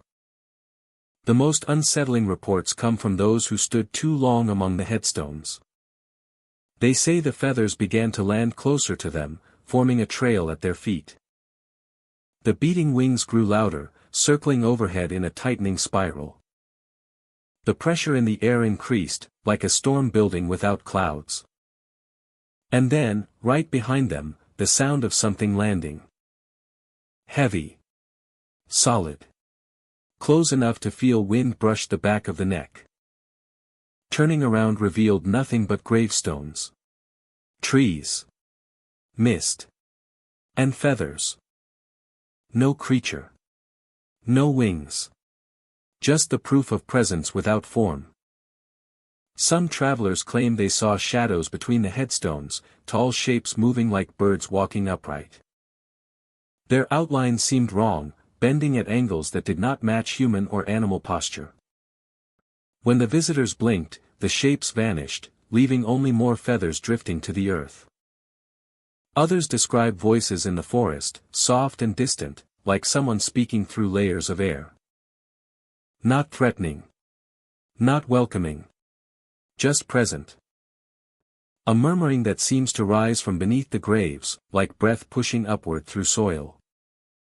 The voices fade when approached, but the feathers continue to fall, as though responding to each step.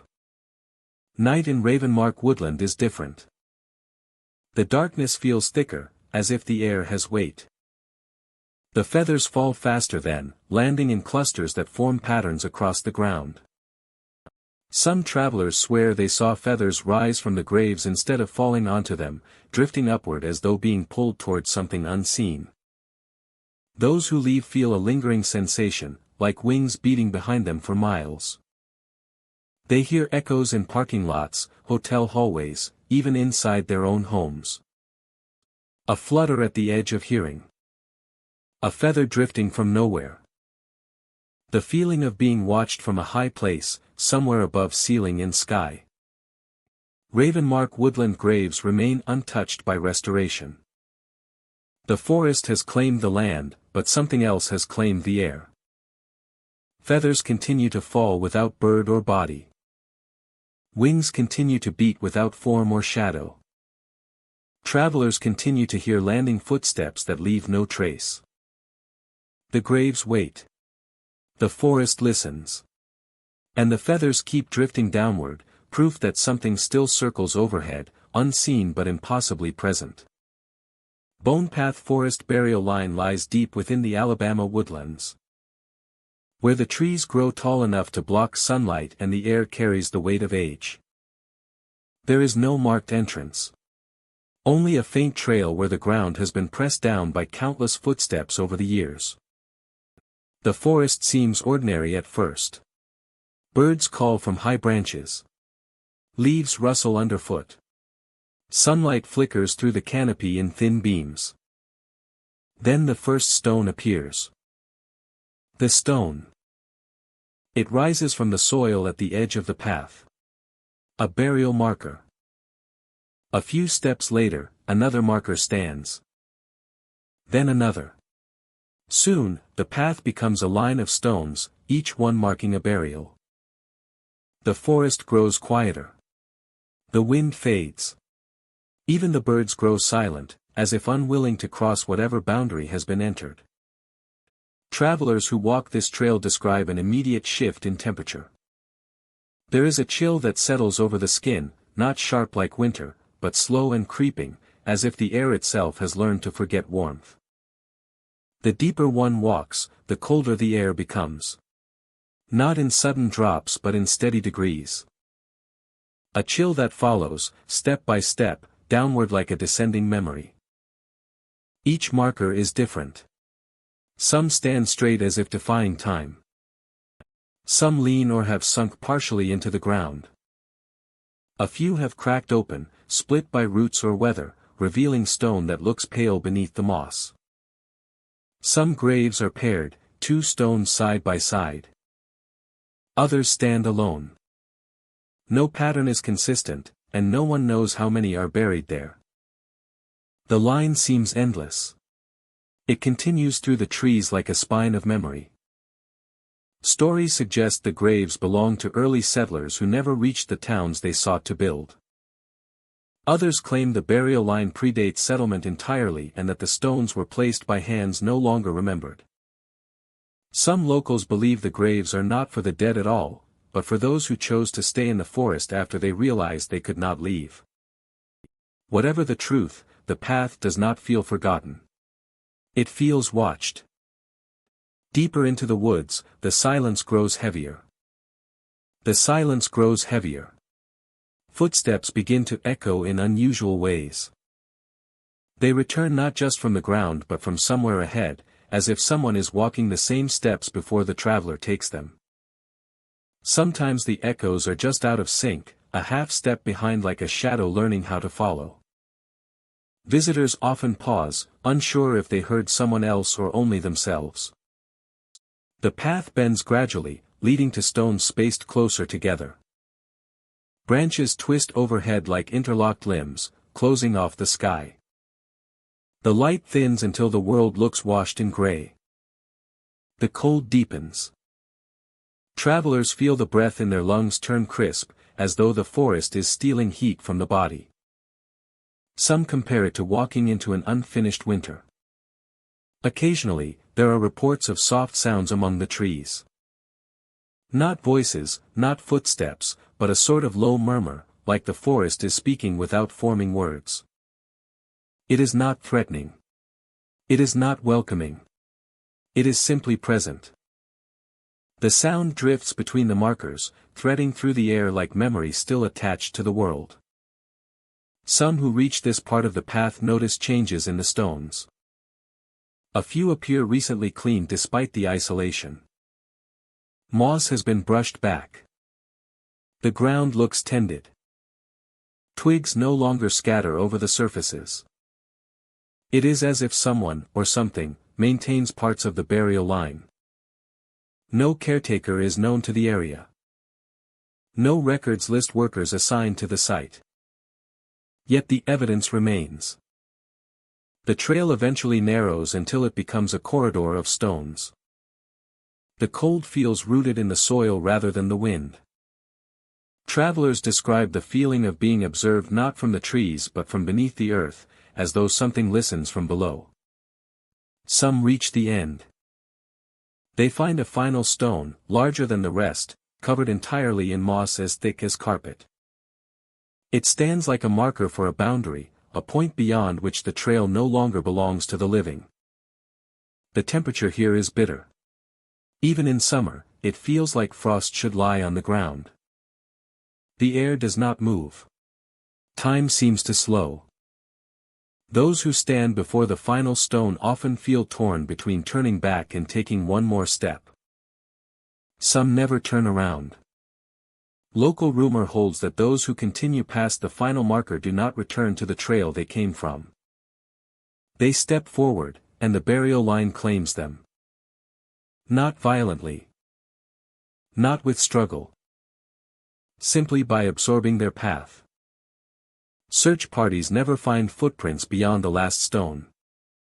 Only the quiet forest, the cold air, and the endless line of moss-covered graves. And the endless line of graves.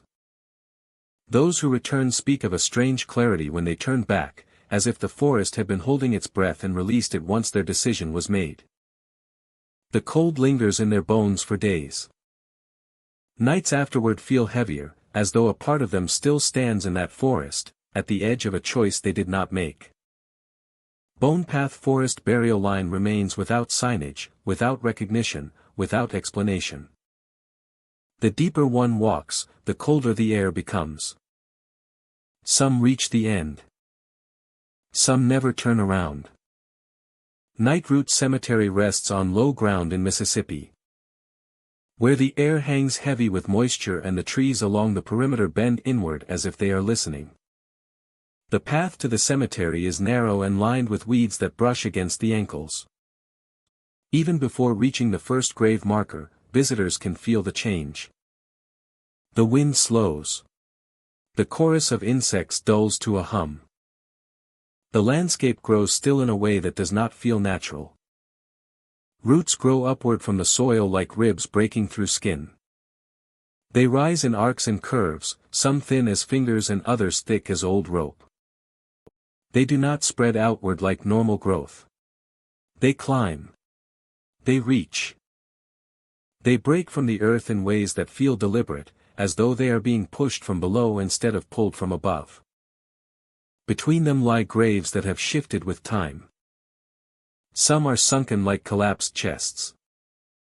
Some are mounded, swollen with earth, as if something underneath is pushing up. Names on the headstones are worn by decades of rain and heat. Letters fade into the stone, losing shape until they resemble scratches more than words. A few markers tilt at angles sharp enough to suggest they are being lifted from the ground 1 inch at a time. Grass grows in uneven patches, slick with dew no matter the hour. The air seems to cling to every surface. During daylight, the cemetery feels abandoned. Not neglected, but deserted. A place left behind by the living long ago. But after dark, the stillness breaks. The roots pulse. A slow, rhythmic motion like a heartbeat moving through the earth. It begins at the outer edges and travels inward, a wave passing beneath the soil. The ground rises gently, then settles, as though breathing. Visitors describe the sensation of the earth shifting beneath their feet. Not like an earthquake. Not like an animal moving underground.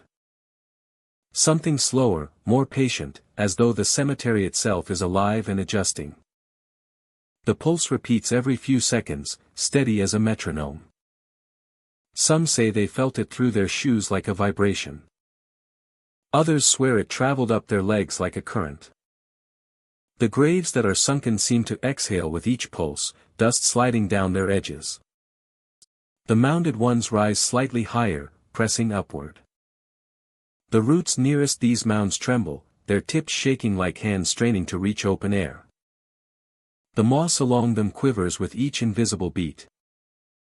The air fills with the smell of wet soil and old wood, like something freshly disturbed. Nightroot Cemetery did not begin as a place of unrest. Some of the earliest records describe it as a small family burial plot on private land. Over time it expanded, becoming a resting place for those without kin. Bodies were laid to rest here when there was nowhere else for them to go. Some were interred properly. Others were buried quickly, with only a hastily carved marker or a wooden cross that has long since rotted away. Local stories say the ground grew crowded. That the soil could no longer hold what was placed inside. That the roots began to rise only after the final graves were dug. Whether this is truth or superstition, the land has changed. It feels like a place caught between growth and return. As if nature and memory have tangled together and neither is willing to let go. When moonlight reaches the cemetery, it reflects off the roots with a pale sheen, highlighting every curve. Shadows stretch between them, forming narrow paths that look like corridors. Some visitors have followed those paths only to find themselves at the oldest graves in the center.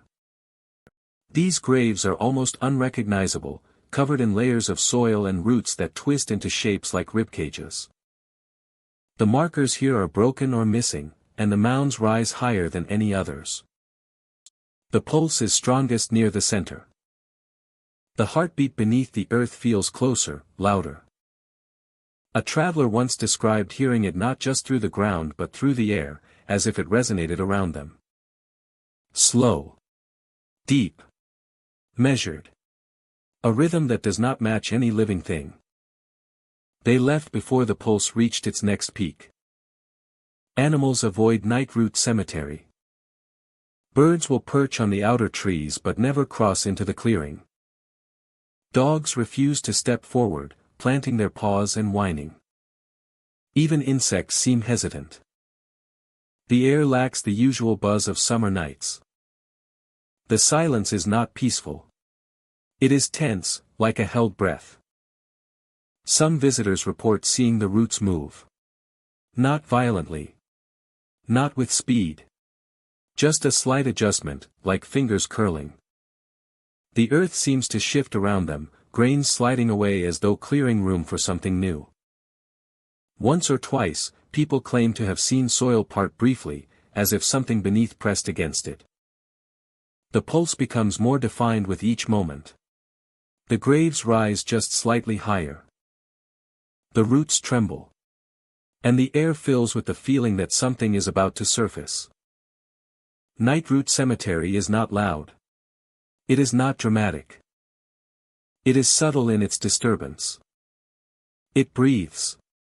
It remembers. And when darkness settles fully, the heartbeat returns. Roots push upward. Graves swell. The soil rises and falls in a rhythm that feels ancient. Those who leave carry the memory with them. The sensation of the earth moving. The soundless pulse. The image of roots climbing like ribs toward open air. Nightroot Cemetery waits for every night to fall again, for the heartbeat to return, for the roots to rise just a little farther. The ground shifts. The pulse continues. And the earth breathes like something that has not finished waking up. Mourning Willow Burial Hollow rests deep in the Louisiana wetlands, where the ground is soft enough to swallow footsteps. Where the ground is soft enough to swallow footsteps and the air clings to the skin like mist. And the air clings to the skin like mist that reflects the sky like broken mirrors. That reflect the sky like broken mirrors. The further one walks, the quieter the world becomes. Until even the insects fall silent and the sound of distant water fades into stillness. And the sound of distant water fades into stillness. The further one walks, the quieter the world becomes, until even the insects fall silent and the sound of distant water fades into stillness. The hollow is marked by a grove of weeping willows, their branches hanging low enough to brush the ground. The trees form a circle around the burial site, their trunks twisted and old, as though they have been watching over the land far longer than the graves themselves. The branches drape like curtains, pale green and silver in the shifting light, swaying with every breath of wind. Some say the trees move like dancers, bending with grace, mourning something the living cannot see. The graves beneath them are simple. Wooden markers softened by weather. Stone slabs stained with age. Names that have faded into illegibility. No records confirm who was buried here or when the first grave was dug. The earliest stories speak of a settlement that once stood nearby, lost to time and floodwaters. The hollow remained, the only memory left, protected by willows that grew thicker with each passing year. Visitors often feel watched the moment they step beneath the branches. The air changes. Heavier. More intimate. Like stepping through a doorway that separates the living from something older. A chill travels the length of the spine, not from cold, but from the atmosphere shifting around them. The hollow seems to inhale, recognizing a presence. On breezy days, the trees move gently, their branches brushing against one another like whispers. But some nights, the branches move without wind. They twist and curl like arms reaching through space. Leaves rustle in patterns too deliberate to be nature. The movement feels purposeful, as if responding to someone unseen. There are stories of a figure sometimes seen suspended among the branches. Not swaying like something caught, but hanging with intent. The silhouette is described as faint, almost translucent, as though made of shadow instead of form. It appears briefly, then disappears when approached, leaving no trace. Some believe it is the echo of someone who once chose to remain with the dead. Others think it is a guardian, or a memory, or something that learned to stand watch after life ended. The ground beneath the trees is uneven, soft in some places and firm in others. Step too close to certain graves, and the soil sinks slightly, as though something once rose and settled. The roots of the willows twist beneath the earth, wrapping around the burial sites like protective arms. There is a sense that the trees remember every name carved into the markers, even if wind and rain have erased them. Those who visit after sunset describe a change in the hollow. Moonlight, if present, filters through the branches like thin strands of silver. The graves seem closer together in the dark, as if the space between them tightens. The trees lean inward, their silhouettes stretching across the ground. Sometimes footsteps are heard, though no path leads through the graves. Soft, slow, steady. Like someone pacing the hollow. Some hear the rhythm of breathing nearby. Others hear the brush of fabric or the creak of wood bending without touch. These sounds are not loud. They come like memories moving through the air. A few visitors have reported seeing the branches lift as though carrying weight. The leaves tremble from root to tip. The trunk of a willow bends, low enough to brush the earth, before rising again as if letting go of something unseen. No figure remains. Only the impression that something has passed. Local folklore suggests that the burial hollow was once a place of refuge for grief. A sanctuary where those who mourn deeply could come to be alone among the trees. It is said the willows absorbed that sorrow, drinking it like rainwater. Until the forest learned to feel for itself. Now the trees hold vigil, not for their own dead, but for every story that ended here. There are whispers that the hollow calls to the grieving. That those who carry heavy sorrow feel drawn toward it. Compelled to walk the path and stand beneath the branches. Not for harm, but for recognition. As though the trees understand something about loss that the living are not meant to put into words. But the hollow is not safe for everyone. Some enter with curiosity and feel the forest grow restless. Others speak too loudly and find the trees begin to move. A few stay too long and notice the willows leaning closer, as if trying to listen to the heartbeat of the living.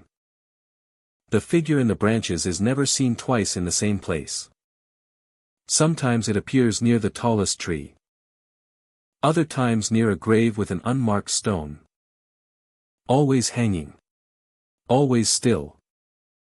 Some believe it is waiting to be released. Others think it chooses to remain. Mourning Willow Burial Hollow continues to stand in the quiet of Louisiana's wetlands, sheltered by trees that sway like grieving dancers. The branches whisper. The graves rest.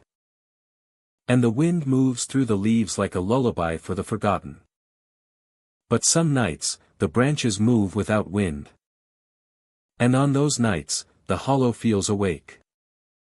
Pinevale Grave Forest lies deep in the wooded backcountry of North Carolina, where the pines grow so closely together that daylight filters through in thin, cold beams. The forest floor is covered in a thick layer of pine needles, soft enough that footsteps barely make a sound.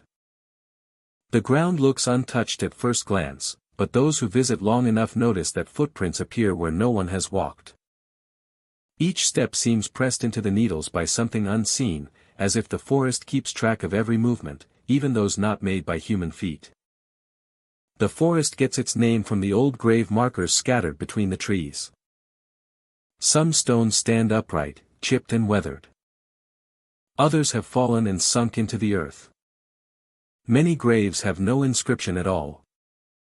Just slabs of stone placed with care long ago, before the forest reclaimed them. There are no records of who is buried here. No maps. No lists of names. The graves seem older than the settlements nearby. The trails that lead to them. Locals avoid the forest after dusk. They speak of it carefully, like a place that hears its own name. The moment someone steps past the tree lean, a feeling settles in. A presence just out of sight, hovering at the edge of awareness. The shadows between the trunks seem too still. As though the trees themselves are watching. Even when alone, no one feels alone. The forest holds attention like an audience waiting in silence. Footprints appear in places where no person has walked. Single prints. Rows of them. Trails leading deeper between the trees. Some prints resemble boots. Others look bare, with no heel indentation. The strangest are the ones shaped like nothing that should belong to a person, too long, too narrow, the toes angled sharply like something meant to grip the earth. These prints never last long. The pine needles settle over them again, erasing the evidence as if the forest wants to hide it. Visitors have reported seeing eyes in the dark. Not the glint of animal eyes. Not the reflection of deer or foxes. These eyes appear too high, too steady, and too numerous. Others hover at impossible heights. They do not glow. They simply exist, like openings in the darkness. That lead somewhere far deeper than the forest itself. The longer someone stares, the more pairs of eyes they notice. Silence fills the space between each blink. Those who walk deeper into Pinevale begin to feel the forest change around them. The trees grow taller, their trunks thick with age. The branches knit together above, forming a canopy that keeps even the brightest daylight from reaching the forest floor. The air cools. The scent of pine grows sharper, almost metallic. The ground feels uneven beneath the needles, as if stones rest just under the surface. There are stories that Pinevale was once a burial ground for early settlers. Others claim it predates settlement entirely. That the graves mark something older than human memory. On many stones, faint etchings appear in the bark of nearby trees. Symbol-like markings cut with precision. Spirals. Arcs. Branching shapes like roots or veins. The markings do not match any known language. They do not form words. They feel more like warnings. At night, Pinevale becomes a different forest.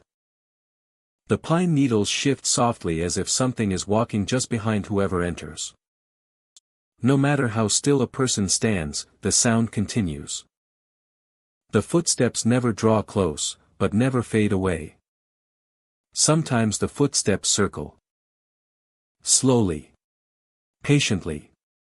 The feeling of being watched intensifies. The trees seem to lean inward. The air grows colder. The air grows colder. Visitors feel something in the dark waiting for them to speak first. If someone lingers long enough, the eyes return. Dozens of them. Blinking out of rhythm. Blinking in patterns that seem intentional. People do not run in Pinevale. They feel as though the forest does not permit it. The path bending away from the direction they remember. The forest leads, not guides. Closer to the oldest graves, the presence becomes stronger. The ground feels like it is breathing, expanding and settling in steady rhythm. Pine needles lift and fall as though stirred from beneath. The prints that appear here are larger, clearer, like something has stood in that place again and again. Some prints face toward the graves. Others face toward the living. There are no signs of struggle. No remains. No proof of danger. Only that feeling of being seen. As if the forest is remembering every person who has passed through it. Those who have stayed past nightfall never describe Pinevale as violent. They describe it as aware. They describe the eyes as ancient, watching not with hunger, but with recognition. Like something in the forest has seen people before, and understands what they are.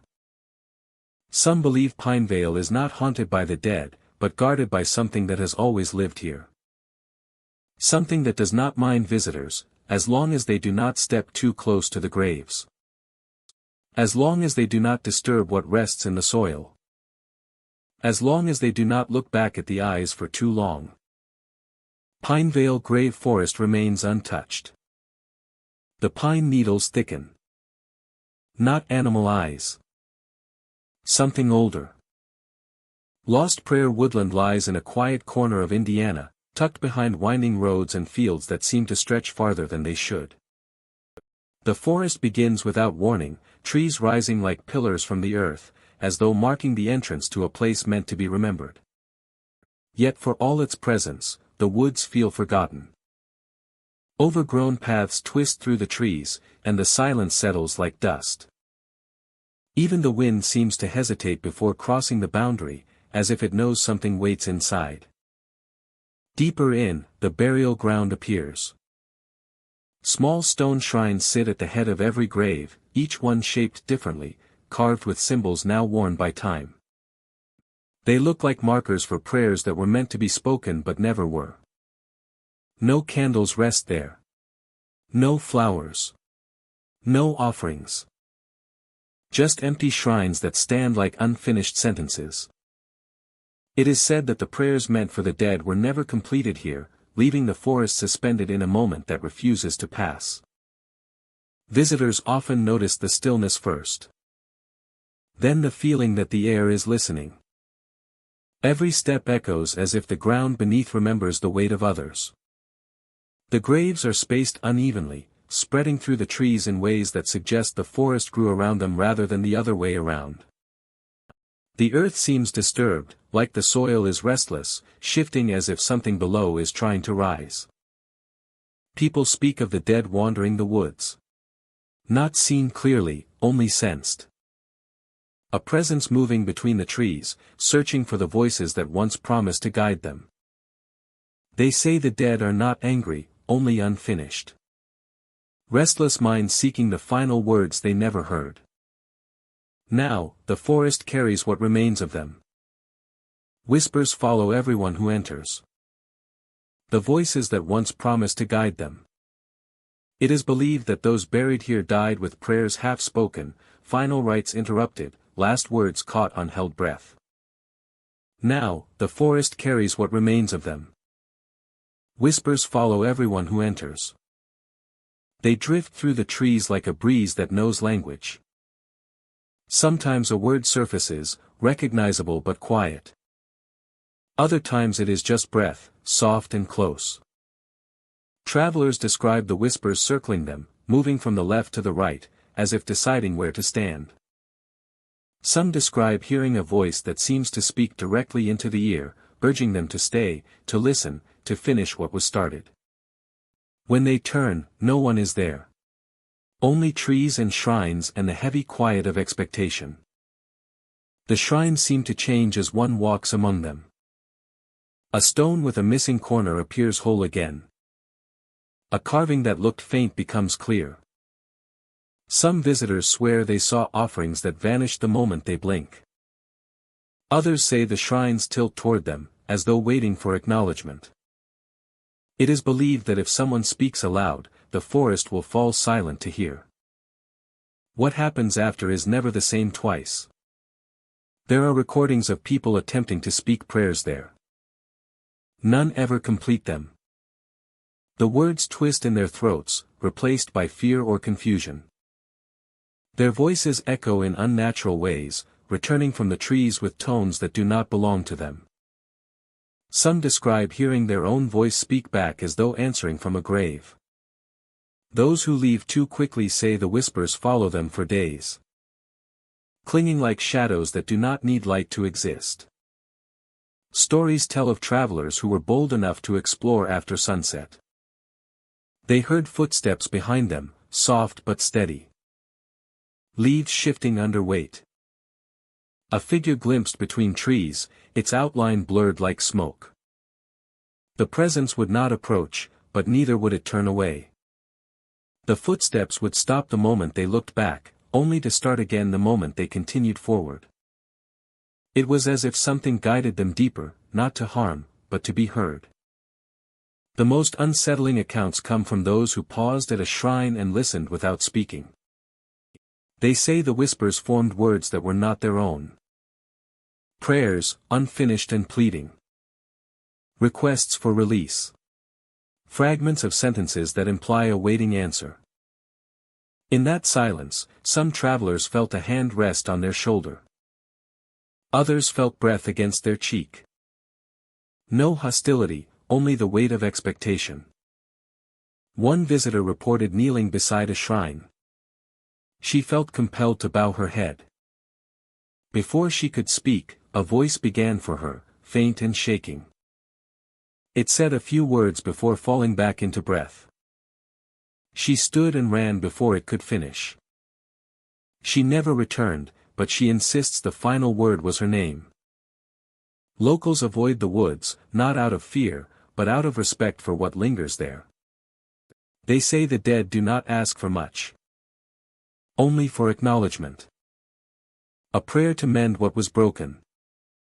But no one has succeeded, and so the forest waits. The shrines remain empty. The graves stay restless. Those who leave Lost Prayer Woodland carry something with them. Not a haunting, but a memory that feels unfinished. They hear whispers in quiet rooms. They pause before speaking, afraid a voice will answer back. They wake in the night to the sound of breath beside their bed, soft as a plea, waiting for their voice to continue. The forest does not threaten. It calls. It listens. It remembers. The dead are not silent in Lost Prayer Woodland. They walk between the trees, searching for the final words that never came. Their whispers follow every traveler, hoping someone will stay long enough to finish the last prayer. The burial forest where maps end is a place without fixed location, a cemetery that reveals itself only when the forest decides. Travelers who encounter it rarely intended to. They begin on familiar trails, moving beneath branches heavy with leaves. The ground is solid. The world feels ordinary. Travelers who encounter it rarely intended to. Those who speak of this place agree on one truth. No map leads to the burial forest, and none can bring someone back to it a second time. The forest decides when to appear and when to vanish. It is not hostile, but it is not welcoming either. It feels like a place with purpose, old and patient, waiting for someone to arrive who does not understand what they are walking toward. The cemetery does not appear all at once. Instead, the trees thin slowly, revealing glimmers of pale stone between trunks. The sound of footsteps grows quieter, swallowed by soil softer than the path before it. Then the graves emerge in full view. Headstones stand among roots and branches, arranged in rows that should be straight but never are. Some lean, some tilt, some face the wrong direction entirely. It looks as though the ground shifts beneath them when no one is watching, moving the graves like pieces on a board. The deeper someone walks, the more the forest changes. Trees grow closer together behind them, closing like a door. Branches curve overhead to block the sky. Sunlight fades, replaced by a muted gray that offers no clear direction. The world feels smaller. The wind loses its shape. Sound grows distant. The forest does not trap the living by force. It traps them by rearranging their sense of direction until they cannot remember which way leads out. There are graves older than anyone can date. Their stones are cracked, covered in vines and moss. Some bear symbols without explanation, carved shapes that look like maps of places that have never existed. Others are blank, waiting like pages not yet written. Some graves seem too new. Soil unsettled. Stone unweathered. A traveler might hear movement between the stones. Not footsteps exactly, but the shifting of earth, the groan of roots, the scrape of something heavy dragging across the ground. It never approaches directly. It lingers at the edge of sight and sound. Some claim the graves change while they watch. A stone that stood several feet away now rests at their side. A path that led forward now ends at a headstone. The cemetery rearranges itself like a puzzle, solving or unsolving according to rules only it understands. Among the graves are names that cannot be recognized. Surnames that never appeared in town records. First names that feel familiar but remain unplaceable. Then there are the others. People who walk too far into the cemetery sometimes find their own name carved into stone. Fresh letters. Clean edges. As if the headstone knew before they did. Some stand frozen before it, afraid to touch the surface. Others run. The forest does not chase them. It only watches. Visitors describe a moment, somewhere near the center of the burial ground, when everything becomes still. The trees stop moving. The air stops shifting. The air stops shifting. It feels like the entire forest is listening. The traveler understands that leaving is not guaranteed. The forest does not demand anything, but it expects a decision. Some people choose to push deeper. They disappear between the trees, swallowed not by violence but by distance that folds around them like a closing page. Those who return do so after a moment of clarity. They turn back when the forest pauses. And the path appears again like a line drawn across the earth. They walk with purpose, refusing to look over their shoulder. The trees slowly pull away. The air warms. The world opens. When they step out of the tree line, the burial forest vanishes behind them. Replaced by ordinary woods. They try to map the route home. They fail. Even if they retrace every step, the forest does not reveal itself again. Locals who believe in the burial forest say it was created by memory itself. A place where those who were never found, never mourned, never named, found a resting point that answers to no living hand. Others claim it is a crossroads for those who walked into the woods carrying something unfinished. A grief, a decision, a fate waiting to be chosen. A few insist the forest chooses only those who reached the edge of their path long before entering the trees. Night changes the place completely. Darkness arrives faster here. Shadows stretch with purpose. The headstones shine pale under moonlight that filters through branches shaped like cages. Some graves glow faintly, as though lit from within by embers of memory. Travelers who remain after nightfall hear more than shifting roots. They hear breath. Slow, deep, collective. Some hear footsteps approach and stop inches away. Those who stay past that moment rarely leave. The burial forest where maps end is not a warning in stories. It is a reminder. A place where the world does not follow rules of distance or time. A place where graves move, where the living feel walls around them made of trees. And where some find their name. Freshly marked. Thank you, my friend, for walking with me through these hidden burial grounds. Forests are alive. Some breathe with nature. Others breathe with memory. And some breathe with the dead. If you ever find yourself deep in the woods and the air grows cold, if the wind stops and the trees fall silent, if the ground beneath your feet seems to shift like something moving below the surface. Leave. Do not look back. Do not speak. Do not answer if the forest calls your name. Let me ask you before we end tonight. Would you dare to walk into a burial ground hidden by the trees?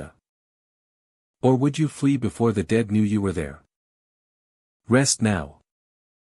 Until our next haunted journey.